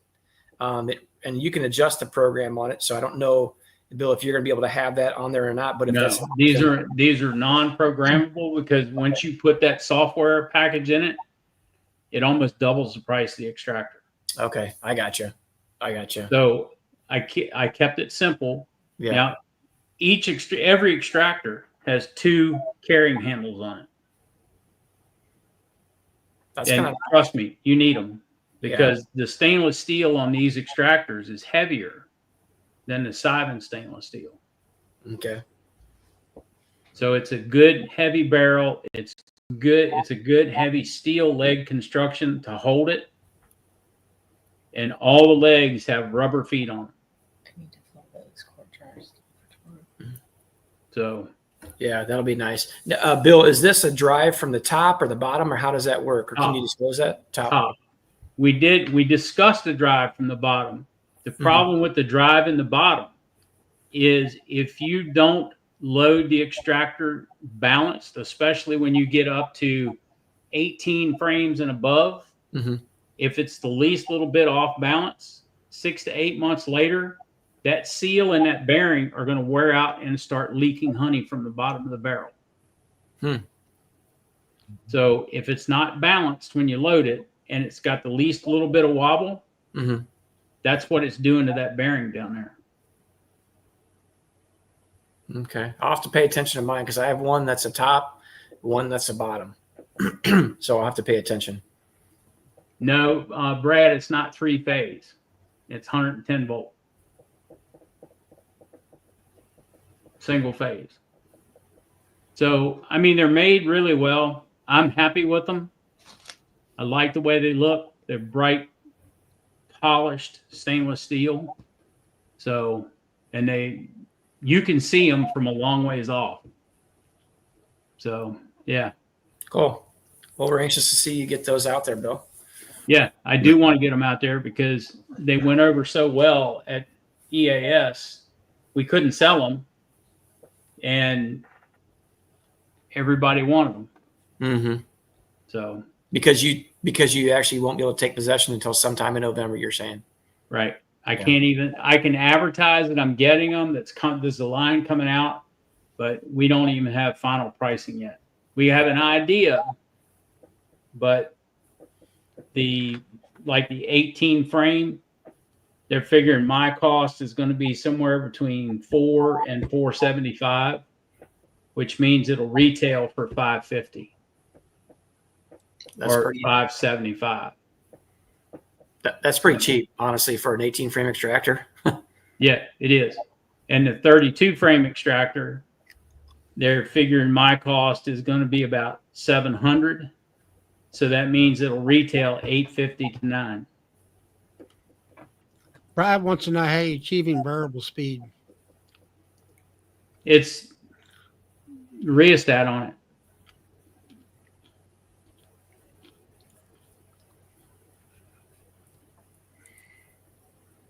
So, well, guys, it's 20 minutes 11. I know Bill's got to get up and go to work tomorrow, Yeah. or take a trip or do something. No, I got to go back to the grind. I got to finish that honey house up. Okay. I got Well, one more. I got one more wall to put RFP on. And then All right, I'm done. everyone. Thanks for coming in and talking and all. I know a good portion of everybody is trying to check out, but glad everybody stopped in for another Friday night chat. And until we'll see you Monday night on Bill's show, Bees All Day at 8 p.m. Eastern Standard. Nancy's Tuesdays. Maybe I'll have some pictures Monday night. Okay. And I'll be back on Friday night again at 8 p.m. Eastern Standard. So we'll see y'all later. Good night. Night, everybody.